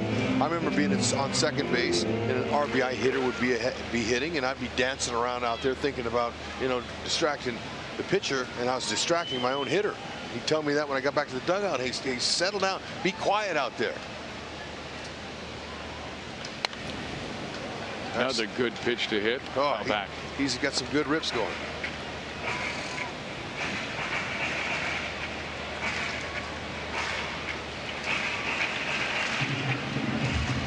Next pitch will be the 8th for Lucas Duda. This likely will be the final inning for Reed Foley, who's nearing 100. Yep, give him a parting gift right here. Every inning has been taxing for Reed Foley in his major league debut.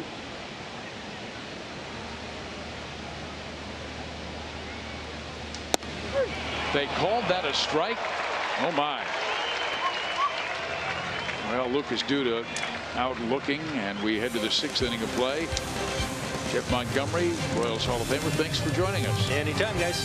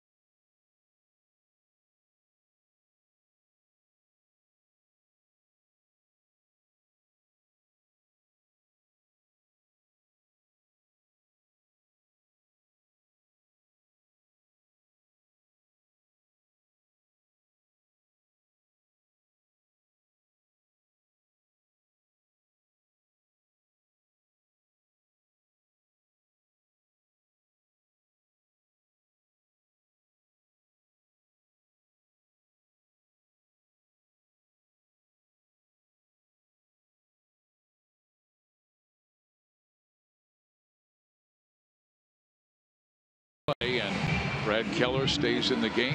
Wood Merrifield, sharp night, 3 for 3. Granderson up. Time now for tonight's sprint trivia question. Curtis Granderson is one of 2 active players with 300+ home runs, 300+ doubles, and 150+ stolen bases. Name the other player. Conversation, Robinson Cano. Conversation. Good name. Write him down. We'll come back to him. Yep.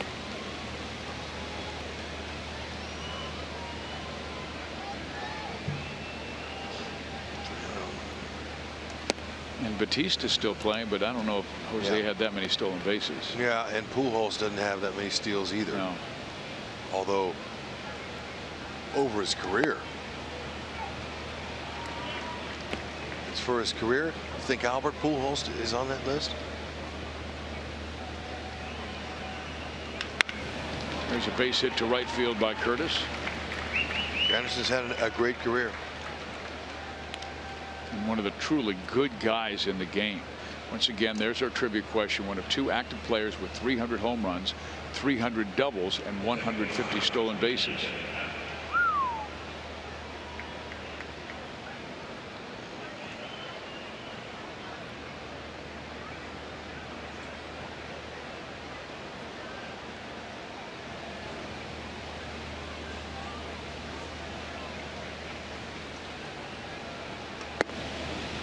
Strike in there.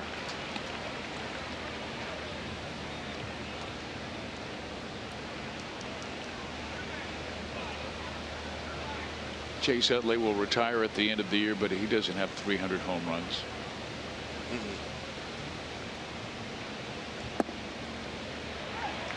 Adam Jones is kind of an interesting name. Yep, Matt Kemp doesn't have enough time. I don't know.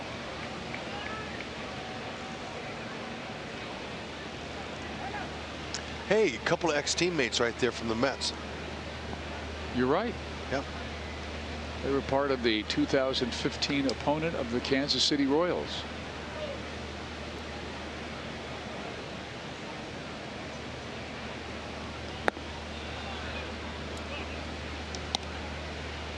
Now the Blue Jays, and they were the team that the Royals eliminated in the ALCS after Toronto won 93 games that year. Their first Eastern title since winning the World Series in 1993. And both teams now rebuilding. You may have heard Pat Tabler on Joel and Monty's pregame show.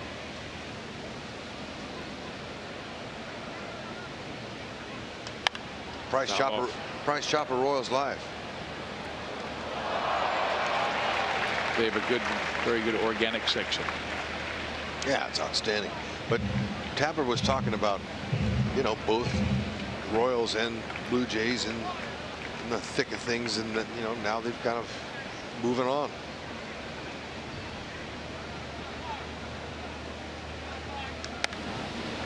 Popped him up. It's Salvi, and he makes the catch. And 1 down.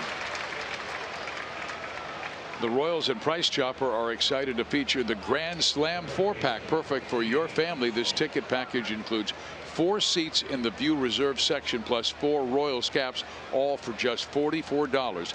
Head to your local Price Chopper to purchase this exclusive deal, good for most Sunday through Thursday home games. It is a great deal, and head over to Price Chopper to do your shopping. 1 down in the 6th. Justin Smoke, the batter, a power hitter with 18 home runs and 59 driven in.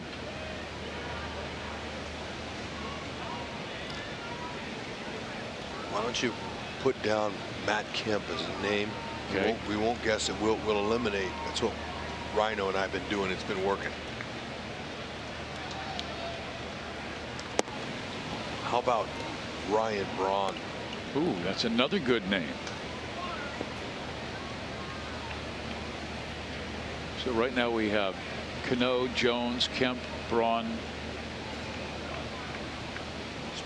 and Albert Pujols, but you can take him off. Little birdie. Yeah, I had Batista on there too, and I don't think Batista had enough stolen bases. Little birdie told me that Albert was not the answer.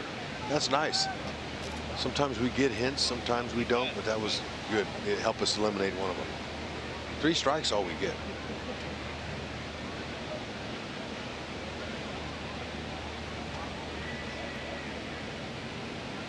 Adrian Beltre? No. Not enough stolen bases? No.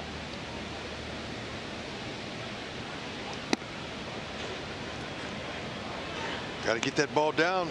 Going to hit into a double play. Smokes grounded into 8.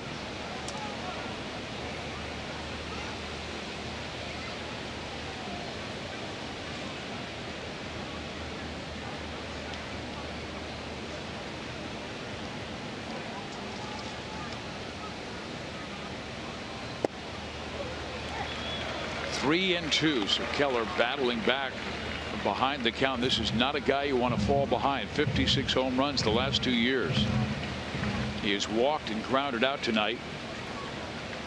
You know, maybe Salvio put that same pitch down. Throw that again, that breaking ball. There it is. On to see to Escobar, and that is an inning-ending double play. 16th on the ground, 17th overall for Brad Keller, who looks stellar tonight. Roll him up.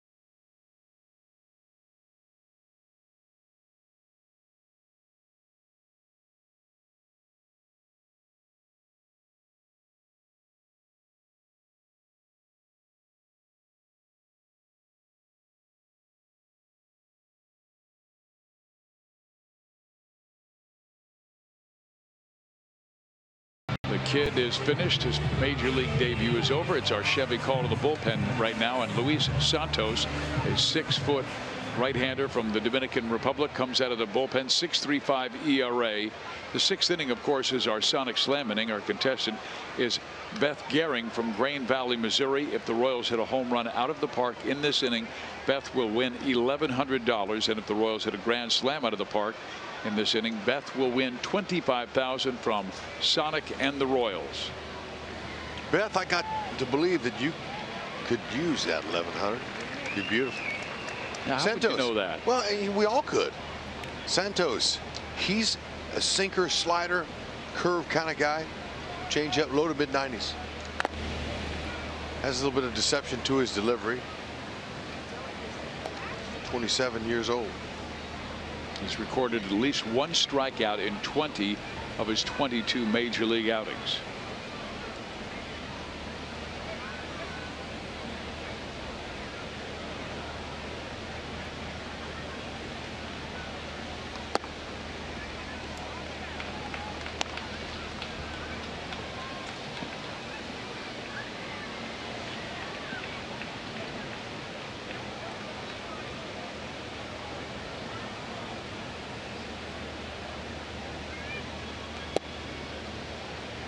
85-mile-an-hour changeup.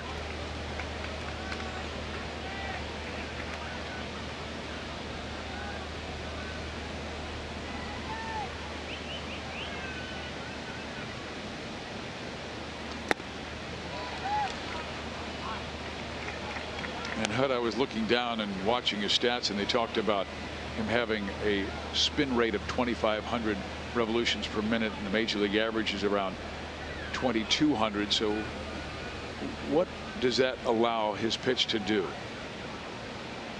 If it's under, then it's ground ball. If it's higher, then you get strikeouts. Ready? A little bit of movement. Movement and location is everything. Mainly location.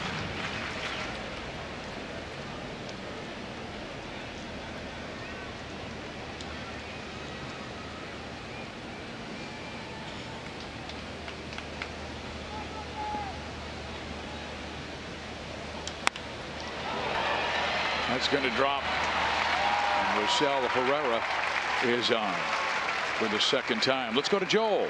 Well, Fizz, it's been fun to watch so many of these minor leaguers come up our minor league spotlight. Frank Schwindel, a.k.a. Frank the Tank, 18th round pick in 2013 out of St. John's University. And you look at what he has done during a 20-game hitting streak. He has also hit for 21 home runs this year, making it the third straight season that he has hit the 20 home run mark. So for a while this year and in recent years, you had O'Hearn on the left side, Schwindel on the right. Both play first, both play DH. So some nice power there. And maybe the New Jersey kids are getting it done. We see Heath Billmeyer tomorrow night, Frank Schwindel knocking on the door in the minors. Thank you very much, Joel. And just visiting with Rusty Kuntz, who's back with the big league club just for a couple of days, and then he'll go back and watch the AAA, AA, and single A guys. And he had some great reports on some athletes we have and terrific prospects. He really felt Dayton and the scouts did a great job finding new talent. I was telling you a little bit about that Kelvin Gutierrez, who's playing third base at AA Northwest Arkansas. Said Leon Roberts has done a remarkable job with his swing, and now he's hitting for more power. Here's Phillips on twice.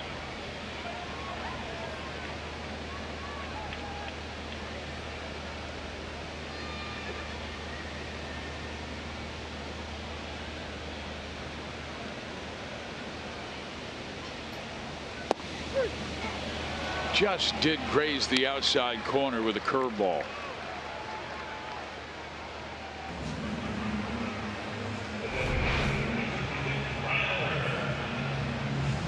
Yep, that's really nice downward movement. See how he's on the side of the ball with the breakdown.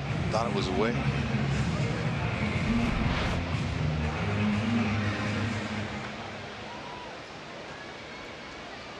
Now the guy who's driven in all 3 runs, Ryan O'Hearn, with the 2-run home run and the bases loaded walk.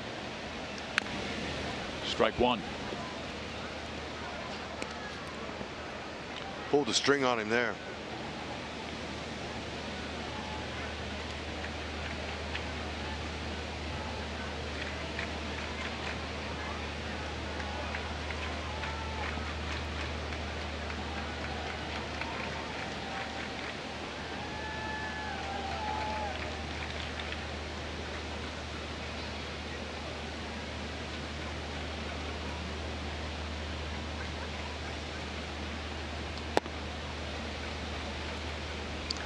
I'd see Rosie take off and steal a base. That's just one. They have not really tested the arm of Danny Jansen. Yeah. Well, the starter tonight, who's making his debut, Sean Reed Foley, had a real quick time home. He's quick home, so Whitley was on twice. He didn't feel like he'd get a good jump. Ooh, that's really good change up there.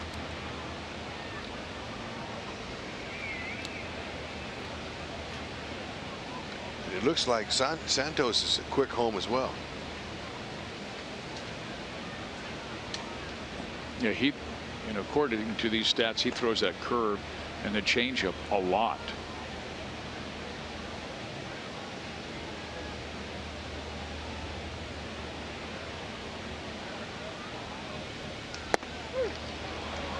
Back-to-back strikeouts with the curve of Phillips and O'Hearn. Hey, Jayhawk fans, here's your chance to show your KU pride at the K. Join us for KU Night on Friday, August 24th, before the Royals host the Indians at 7:15. Purchase your themed ticket to receive a Royals cap featuring the Jayhawk Lobo. Stay after the game to enjoy summer fireworks. They'll be good. Visit Royals.com/theme tickets to purchase.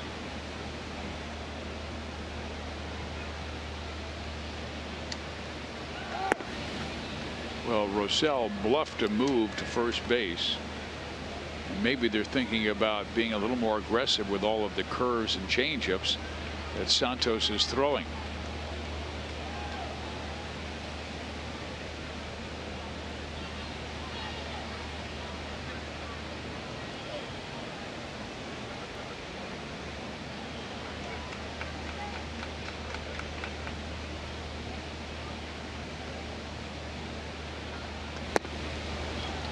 Another off speed. Yeah, and the reason they're not going is Santos. He's 1.25. And I said earlier, anything under 1.3, it's not advisable to go. They'll throw you out at this level. Anything over 1.4, take a chance.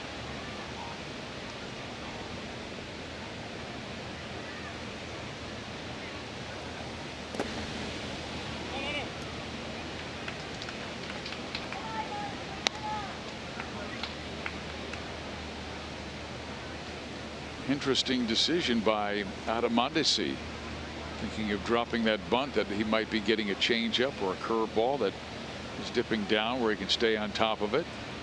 Now Martin comes in.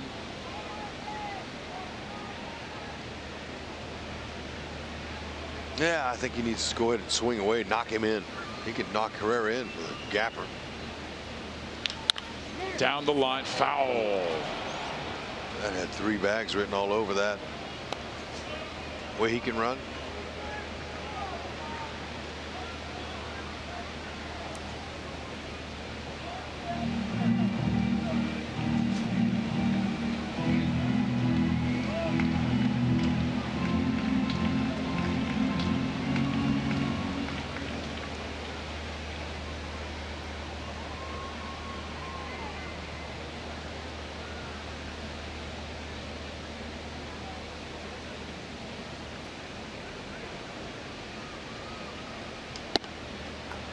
A delayed steal, and Herrera out by plenty.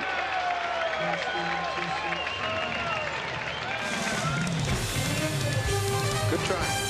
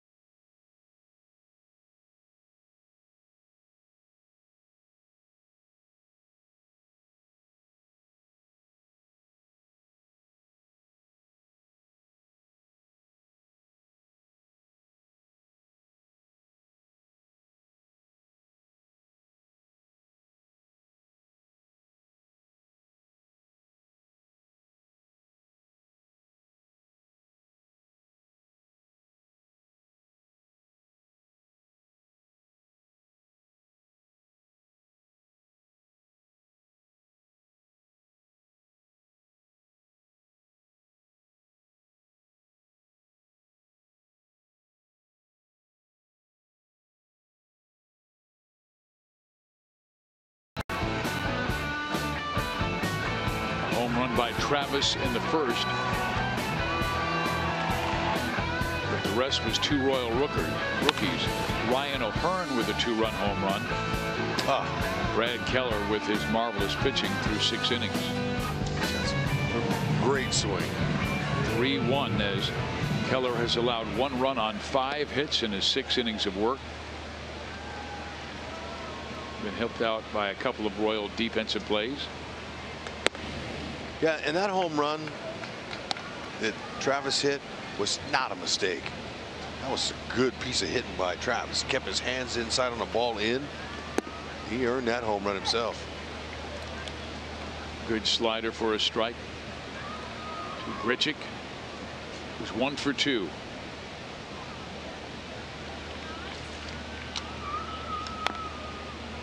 One and 2. Hails from Rosenberg, Texas.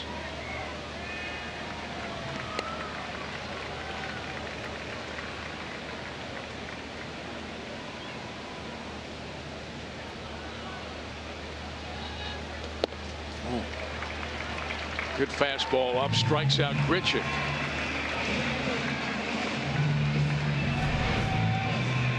Four-seamer had a little bit of action to it. You see that natural cutting action? Actually, that ran. A cutter would be into a lefty. And our Pizza Ranch for the win. How about Brad Keller? 6 1/3, 4 hits, 1 run, 2 walks, 3 strikeouts. He's really been attacking the Blue Jays in this one. So far, so good. Now Morales, and he takes a strike on a good moving fastball that looked like it was going to hit the heart of the plate, and then caught the corner.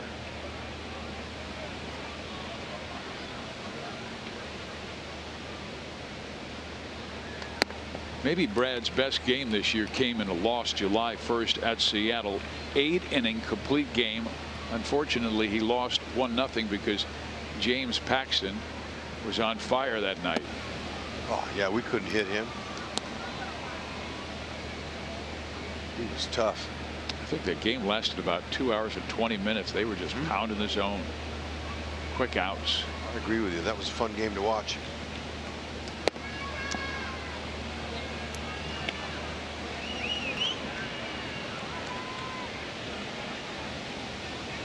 James Paxton, who hails from Canada, threw his no-hitter in Canada, Toronto this year. To the right side, Witt has plenty of time and throws out Kendris. 2 down. That's Keller. Way to get back into that count there. He didn't want to lose Morales, and gets 1 more out. He might get 1 more inning. You know, he pitches like a veteran, Hud. He only turned 23 at the end of July, and I like the adjustment he made. Second batter homers, third batter walks, and he just got back up on that hill and knew that he made a couple mistakes and didn't let it affect his game. That's the thing that Monty said was most impressive to him. And those are the things that you really look at a young guy. How do you handle the mental issues, the stuff that goes on, and do you control it, and are you able to get right back up on the beam? Martin 0 for 1. Yeah. And all this experience that he's gaining. Good spot there. I like how Salvi put his nose and his glove right down there on that and helped Keller get that strike. That was nice. Watch Salvi. Look at him put his nose. He just freezes right there. He made that look better than it was.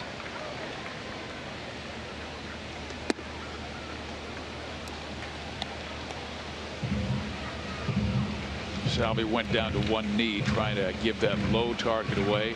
Finish him, big bad Brad. That's right. Not yet.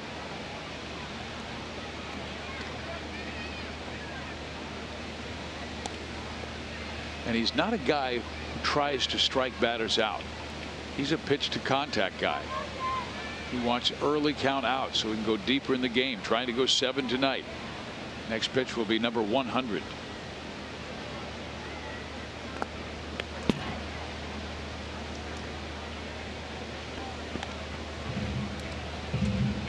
Once again, Martin with 2 strikes does not chase.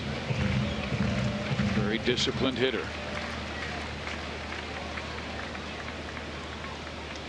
He struck him out. 95 miles an hour on his 100th pitch of the night. Big bad Brad Keller looks stellar. Nice job.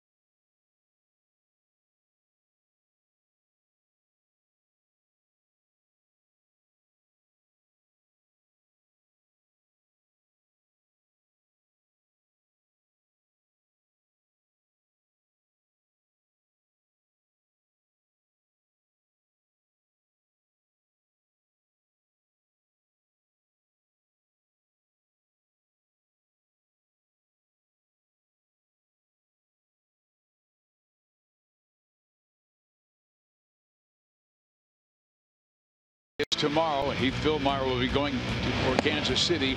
Ryan Borucki for the Toronto Blue Jays. Philmeyer was terrific in his last start. Royals trying to nail this one down, but they still have a ways to go. They need 6 more outs, leading 3-1. Now Santos to face Mondesi. Mondesi was up when Herrera was thrown out trying to steal, and it looks like Keller's evening is over. Pat on the back from Ned. Most pitches he's thrown this year is 109, and that came in 7 innings against the Angels in a 2-0 victory.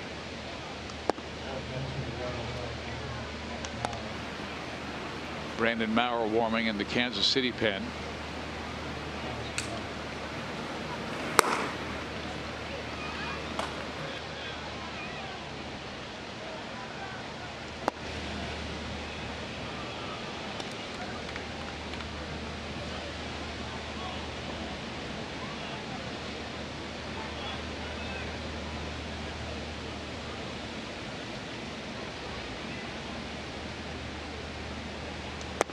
Just off the plate, 3-1.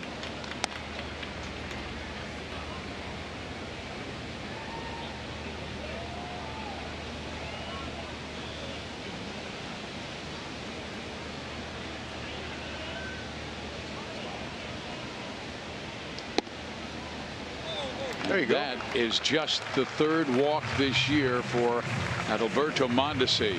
Yeah. Here is one of the Royals' fastest players at first base. They have not run that often, and they had a runner thrown out, Rosell Herrera, to end that last inning. Well, our sprint trivia question: Curtis Granderson is one of 2 active players with 300 or more home runs, 300 or more doubles, and 150 or more stolen bases. Name the other player, Wonder Dog. Okay, Matt Kemp. No. You're going to go for Matt Kemp? We got 3 strikes. We got, Look, we got 5 names. You know the answer, and so you're going to go with Matt Kemp. I don't know the answer. You do too. I have an idea. We got a few names there. Go ahead. All right. Matt Kemp, go ahead. Strike 1. Okay. Who's your guess? How about Robinson Cano? I don't think Robinson Cano's got that many stolen bases. Okay, that's not an official guess then. You guessed Ryan Braun, and as soon as you mentioned his name, I said, I'll bet you're right, because Ryan Braun had a lot of steals early in his career. 5-tool player. Go for it. Okay. But then You went and grabbed the Milwaukee Brewers media guide, and you looked, and so that's cheating. We can't cheat up here, Fizz. They do not like us to cheat. So this is a push. We'll say Ryan Braun, but we did guess his name. But and so you don't think those guys are looking up the numbers? Well, they are. It's their job. Yeah, they come up with the questions. They're trying to win. Yeah. Well, it's our job to beat them. Yeah, but honestly, you know what? And we were just throwing them a little chin music. Yeah, it's been a good race this year. We're having a lot of fun with it. But that's no, amazing. But you brought up Ryan Braun earlier. I did. As soon as you said that, then we went to the book. No, you went to the book. I liked how they moved Mondesi there. Escobar, good contact hitter, even though there's no outs. Hey, you got the two guys that can handle the situation here. Escobar put the ball in play. Monty take off. And Grichuk is shallow and right. Little hit and run. Straight's still going to be tough because Santos is so quick home.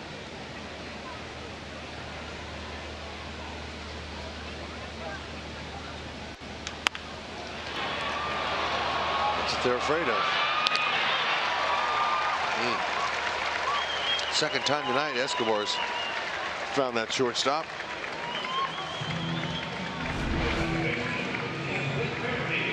Got some good wood on it.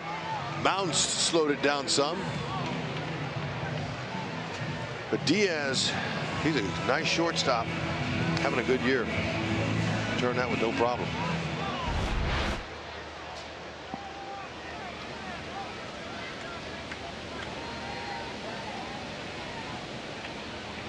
Witt 3 for 3, has that batting average right back at 300.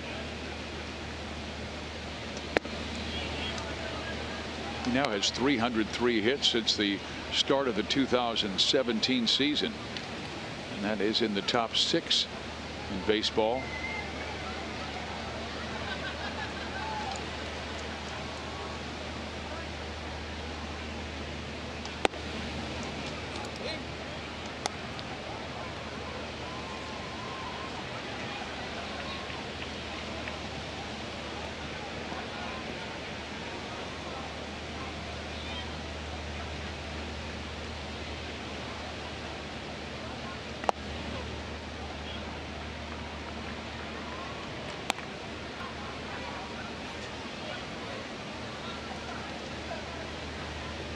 Royals with 3 runs on 7 hits.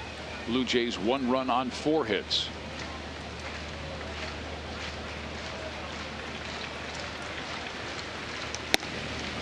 Two and two.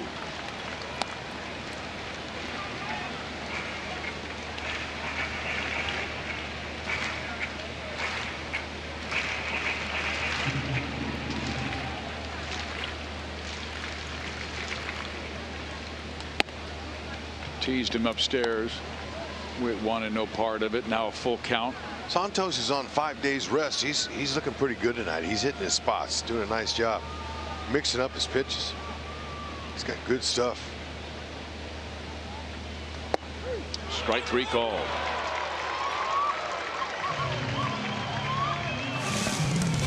We'll see Brandon Maurer when we come back.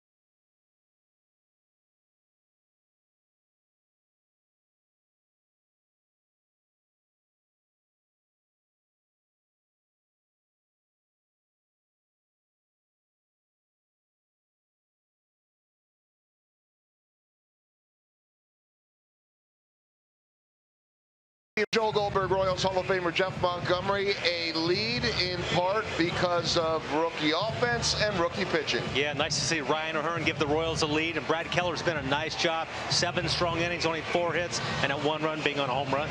We will be talking about Keller, O'Hearn, and they need the Royals bullpen to hang on. That and more coming up on Boulevard Royals Live. And Hud, I apologize for ever accusing you of cheating. I guess it was Fizz all along. Guys? That's right, Goldie.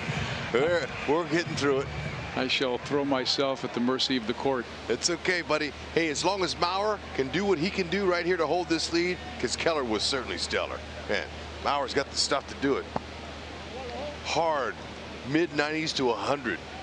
Slider, changeup. Fastball's a good one if you can keep it out of the middle.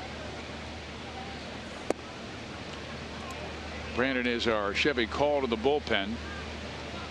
23rd game this year. It has been an extremely rough season for Brandon.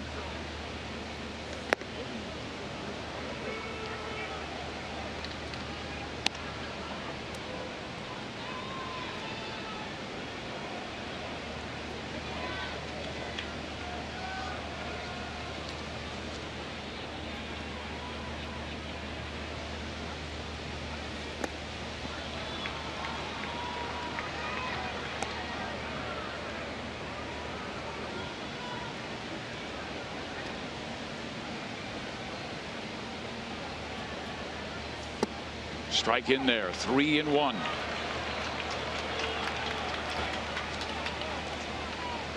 Just repeat it. Get right back in there. No free rides. Whew. That ball had some run to it. Diaz thought that was ball 4.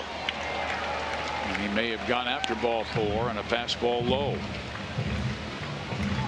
I think Salvi really helped him out on that 4th pitch with that late run to it. You can get him a swing. He's got a 58.2% swing rate. Oh, yeah. In there. Wow. Beautiful slider at 88 miles an hour. Diaz goes back to the dugout shaking his head. That's exactly what Mauer wanted to do. Getting back in the count after falling behind 3-0. 1, 2, 3. Diaz, you got to go.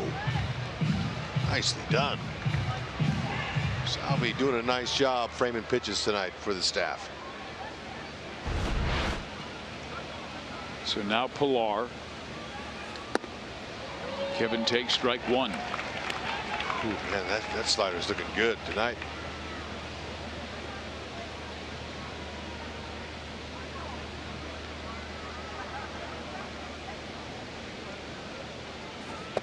Yes, it is. Back-to-back sliders for an 0-2 count. Now the guy's waste pitches on 0-2. Salvi wants him to shake. Well, he went back with the slider and fouled off. That was up. Yeah. Too good to hit on an 0-2 count. That's why I thought he might run one away with that fastball. Yeah. Let's see. Stay on.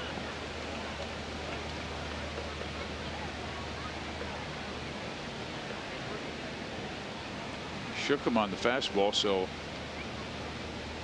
off speed.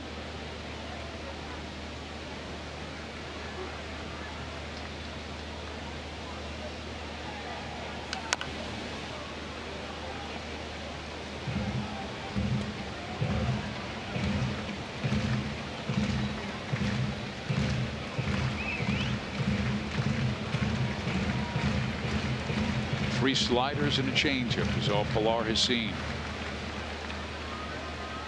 Kevin 9 home runs, 41 driven in. Yeah.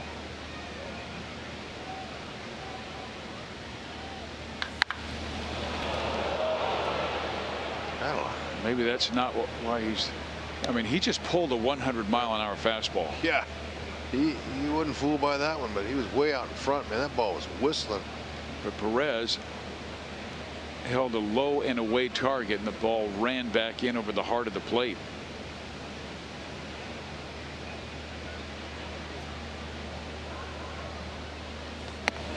Almost hit him with the slider.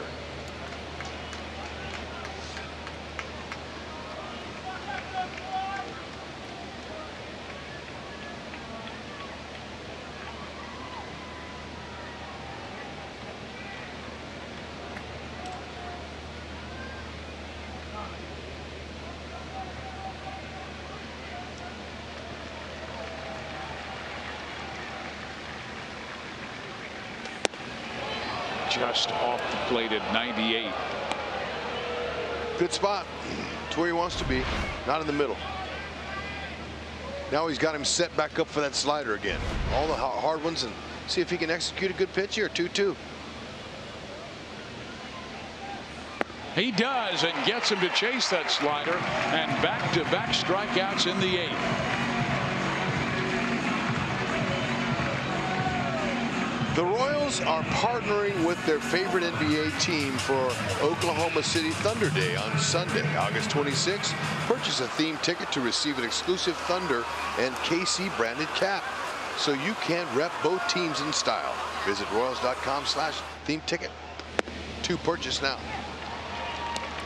Strike one to Danny Jansen. How about more? How about Howard coming on strong? I don't think he'll mess around with the kid in his big league debut. Well, he just threw him a breaking ball in the dirt, 1-1.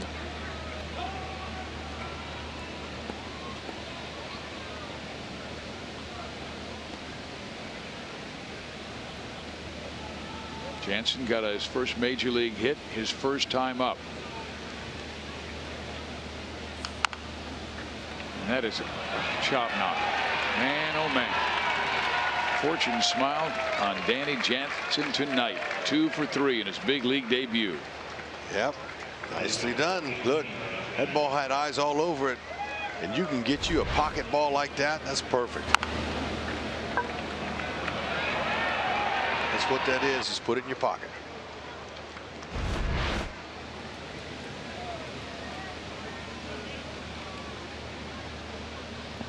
Now Curtis Granderson.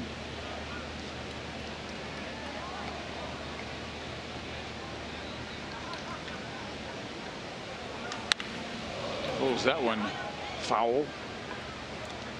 Curtis, good power. 10 straight years, 20 or more home runs. The only guys who can say that: Pujols, Cabrera, Beltre, Can, Nelson Cruz, and Curtis Granderson.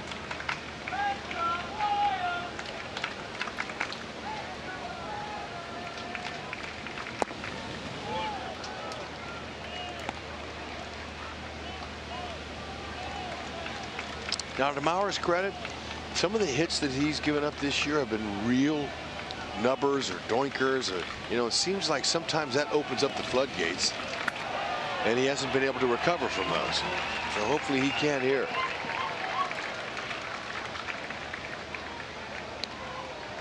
Wild pitch will be charged to Brandon.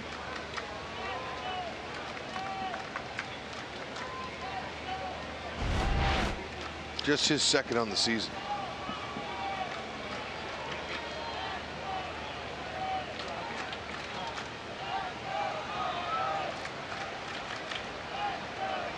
Toronto swept Kansas City in April, outscoring the Royals 31-12.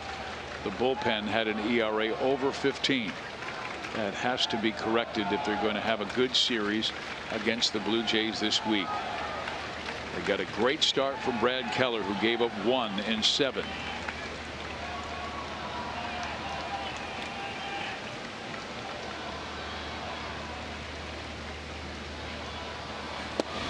Two and 2. Good spot, and plenty of velocity on that one.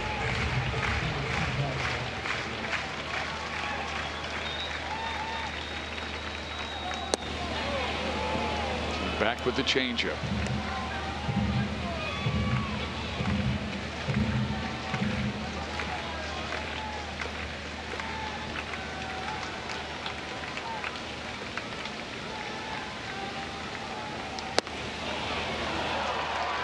After he threw a fastball right by Granderson, came back with a changeup and then a slider. That's rather interesting. Now 2 on with 2 out. Tim Hill starting to warm up in the Kansas City bullpen.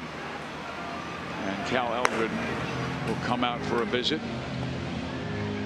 Well, we saw earlier in the game what Travis can do with a fastball that runs back in on his hands, and he blasted it down that left field line for his 9th home run of the year.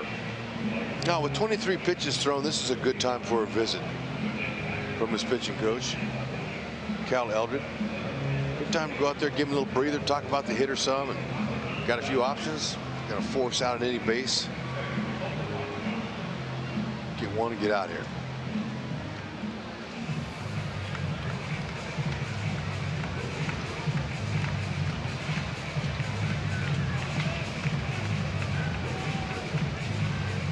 Jansen had a chop knock. Good pitch by Brandon, but he reached on the infield hit. Walk to Granderson. Now Travis, who has been heating up the last week and a half.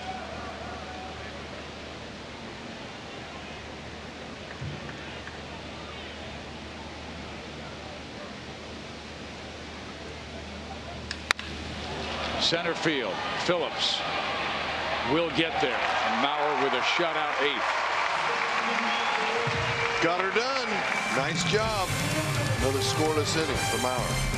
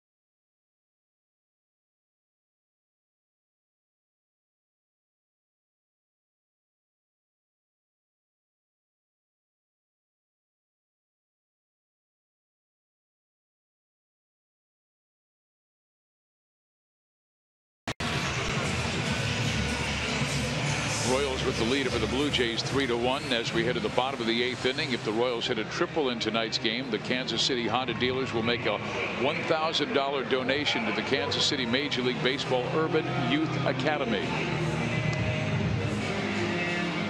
Thomas Pannone is the new pitcher. He's a lefty, doesn't throw that hard, but very good control. Made his major league debut Friday versus Tampa Bay. Yep, lefty throw that fastball, curve, changeup. 3 pitches. Not overpowering. He hails from Cranston, Rhode Island, was Cleveland's 9th round pick in 2013 out of a community college in southern Nevada, and then traded to Toronto for Joe Smith on just before the trade deadline last year.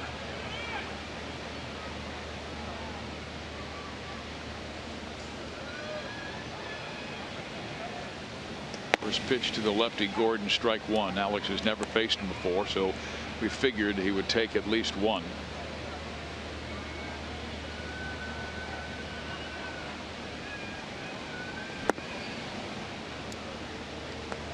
Pretty good breaking ball as well. Yeah, that's a good little hammer.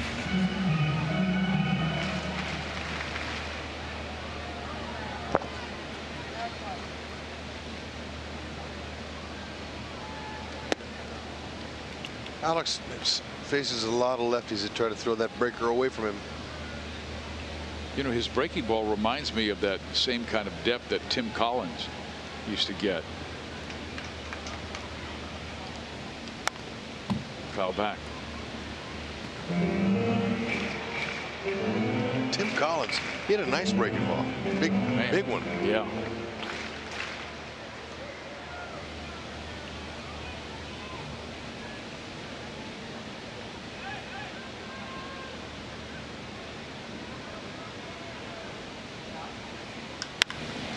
Alex to left center. Keep Millar, and Pilar will be able to pull it down. MLB.TV is now available at a lower price. For $49.99, watch every out-of-market regular season game. Plus, get a free subscription to MLB At Bat Premium. Blackout and other restrictions apply. Visit MLB.TV to take advantage of this special offer. That's right. Young man's doing a little streaming right now. Good drive by Alex. That ball was scalded, man. Too bad. Hit the wrong area, or that could have been a triple. And Pilar had him played perfectly. He's pretty good, that Pilar guy, man. Salvi hitting .247 against lefties this year, and 6 of his 19 home runs have come against southpaws. He has not hit a home run since August 3rd. And he took Jake Odorizzi, a right-hander, deep in Minnesota. Willie Peralta getting ready for those final 3 outs in the 9th. He will face hitters 3, 4, and 5.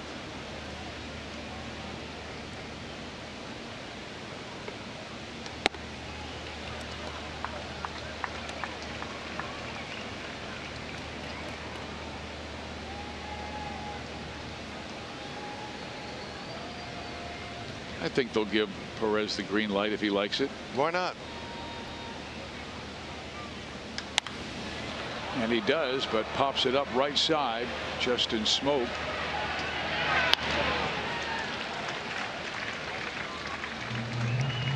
This copyrighted telecast is presented by authority of the Kansas City Royals and may not be reproduced or retransmitted in any form, and the accounts and descriptions of this game may not be disseminated without the express written consent of the Kansas City Royals Baseball Club.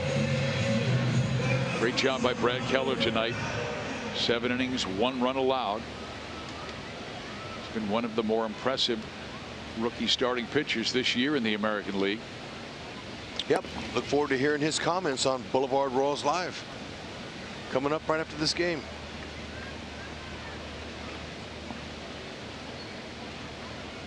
Due to 1 for 3, that single in the 4th, he would come around and score when O'Hearn walked with the bases loaded. The rookie O'Hearn has driven in all 3 runs.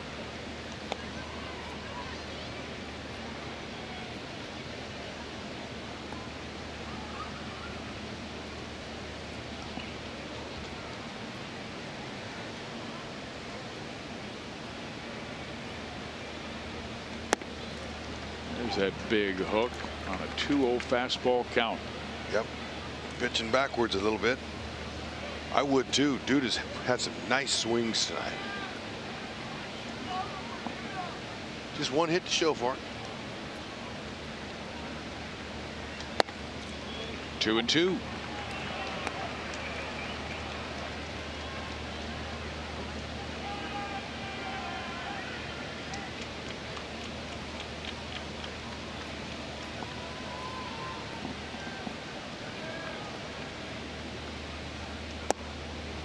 Curveball in.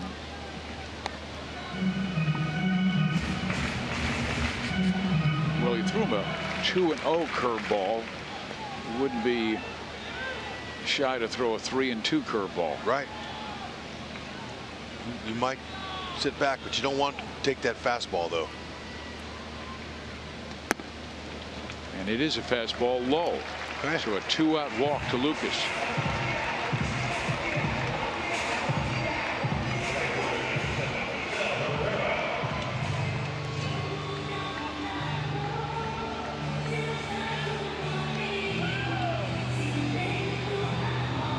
Marcel Herrera has been on twice with a walk and a single.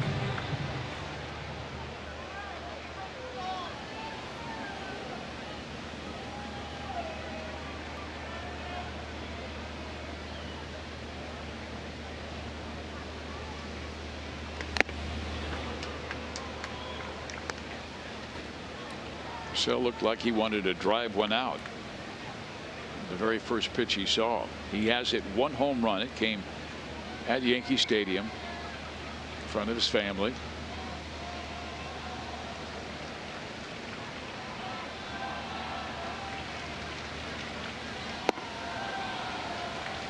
Rosie has a little more power from the right side. He'll tell you that left-handed homer he hit in Yankee Stadium was a Yankee Stadium homer. He got it pretty good, though. It was on the line, but a lot of other parks, it's not going to get out. But it's a home run.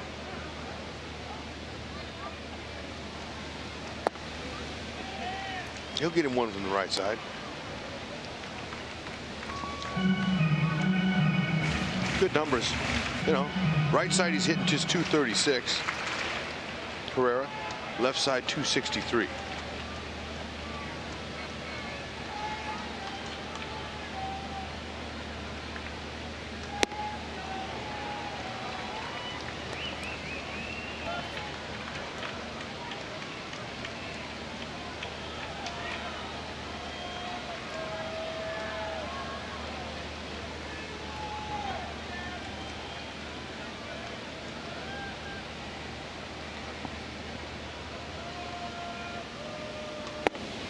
Strikes out Herrera. The Royals out in the 8th. Willie Peralta will come on to protect a 3-1 Kansas City lead.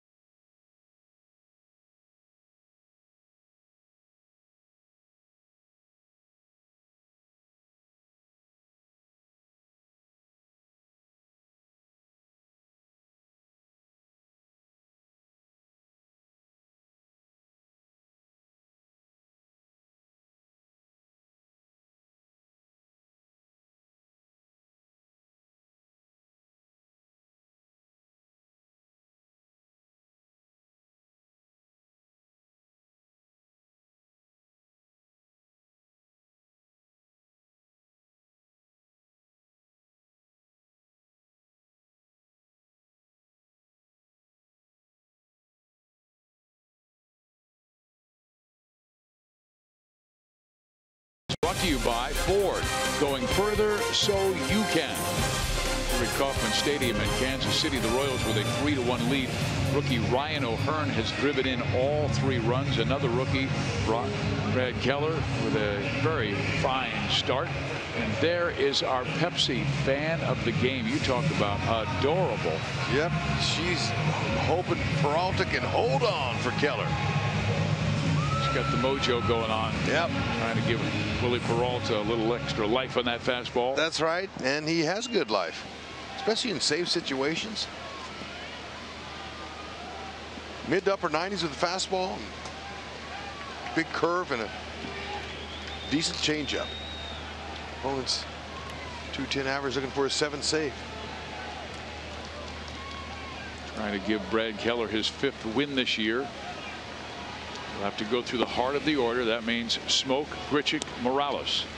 A lot of power. Smoke 18 home runs. Grichuk 16. Morales 13.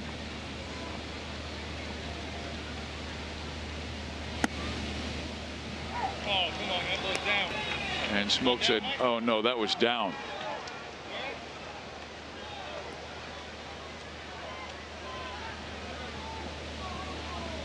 Down is where you want it.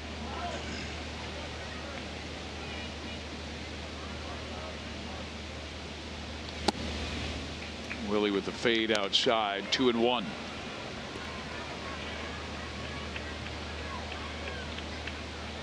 Smoke has shown good patience this year. He's walked 64 times, once tonight.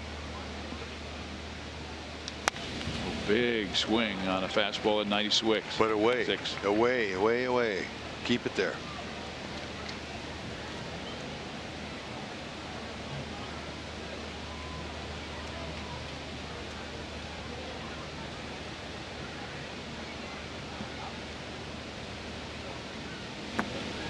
Didn't bite on the breaker.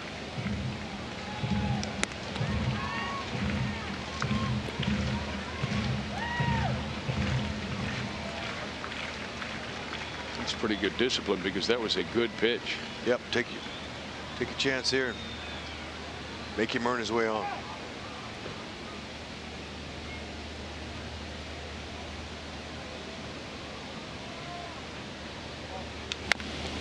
That's it. A little changeup.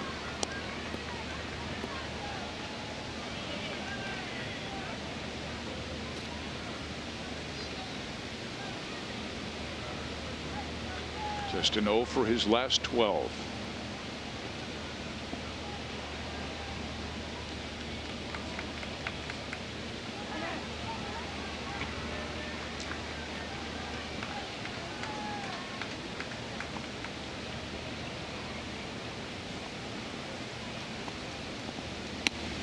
And ball 4. As Denny Matthews would say, leadoff walk. Close game, late innings. Not a good way to start. But the Royals defense has helped with 3 double plays tonight. Or 2 double plays. Now would be a good time to get one. Grichuk's fast. It'll be hard to double up.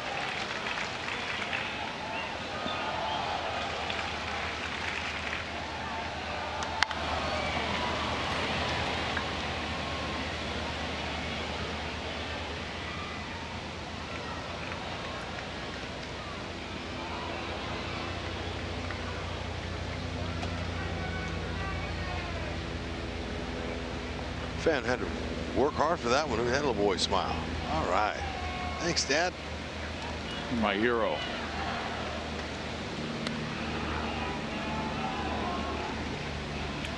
He's just checking out the high chopper over the infield. That's right. Careful, they're going to sit on that fastball. Pilar was, or excuse me, Grichuk was.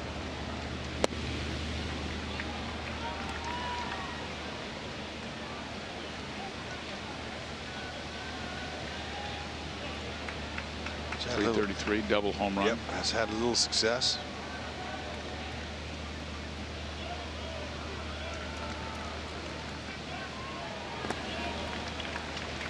He's not controlling the count.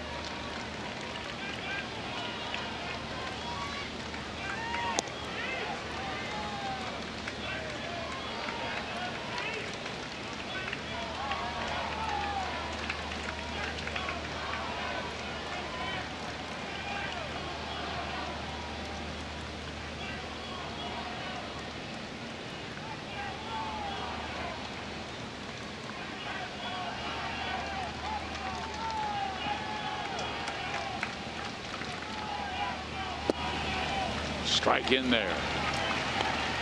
Slider on a 2-1 count.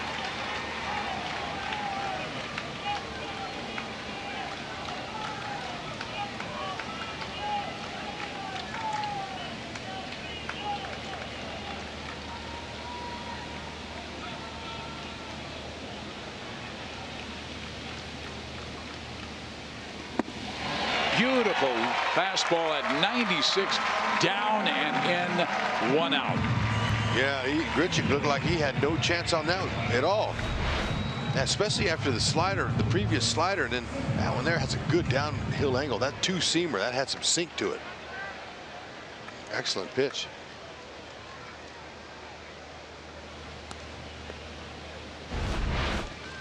Some tough batters he's facing here with some pop. Salvador Perez thinks he knows a little bit of something on Morales. He's going to go out and talk to Peralta about it. He's saying, you know, we can get him inside. The book says he's got a 40.1% swing and miss percentage on inside pitches this year. That's 3rd highest in Major League Baseball. Let's get him in. And Keller twice went in, Hud, and got him to ground out to second base. And with his speed, this is a perfect guy to get a double play on.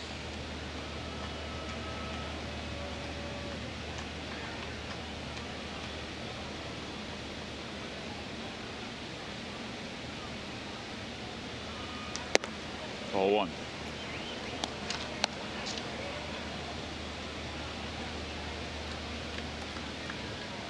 Three for 6, 2 strikeouts.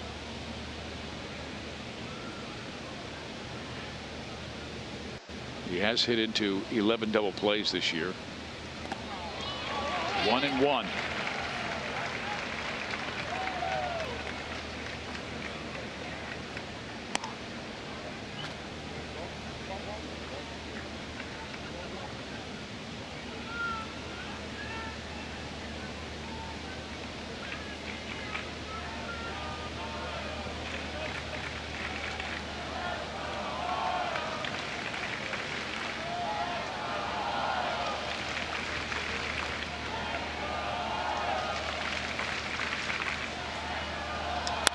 Hit sharply. Escobar to Mondesi to first. Game over. That was beautiful. The backhand flip. Haven't seen that one from Escobar. There's some happy fans. And Brad Keller, way to go. How about that guy, Ryan O'Hearn? Second career Major League home run to the opposite field with authority. Morales tried to go the other way. Watch this, Escobar. Wow. This little backhand. Mondesi picking the ball up. Duda as well. Back in the win column. Peralta really appreciates that. He picks up his 7th save. More importantly, the Royals pick up a Game 1 win in this 4-game series with the Toronto Blue Jays. Ryan O'Hearn hits his first home run at Kauffman Stadium. That is a Ram drive of the game. It was a beauty. 95 on the outside part of the plate, and he just went with it. I mean, that swing, I could look at that swing all day, and I know O'Hearn, he'll be checking that out plenty of times and keep that in his memory bank for another shot and then another time. Big hit. Ed Yost mighty pleased with the way his club fought back. Brad Keller, outstanding start. 2 fine innings by Brandon Maurer and Willie Peralta, and the Royals nailed down a 3-1 victory. Let's go down to Joel. All right, chance to visit right now with the rookie who had all 3 RBI, the first on the homer, the second on the walk. But I want to talk to you, Ryan, about another rookie. How about the performance of Brad Keller tonight? Yeah, man, he was unbelievable. You know, just like he has been past couple starts. You know, it's always a good game when he pitches, and lucky we could get some runs for him tonight for sure. It's kind of cold. Come on, Joe.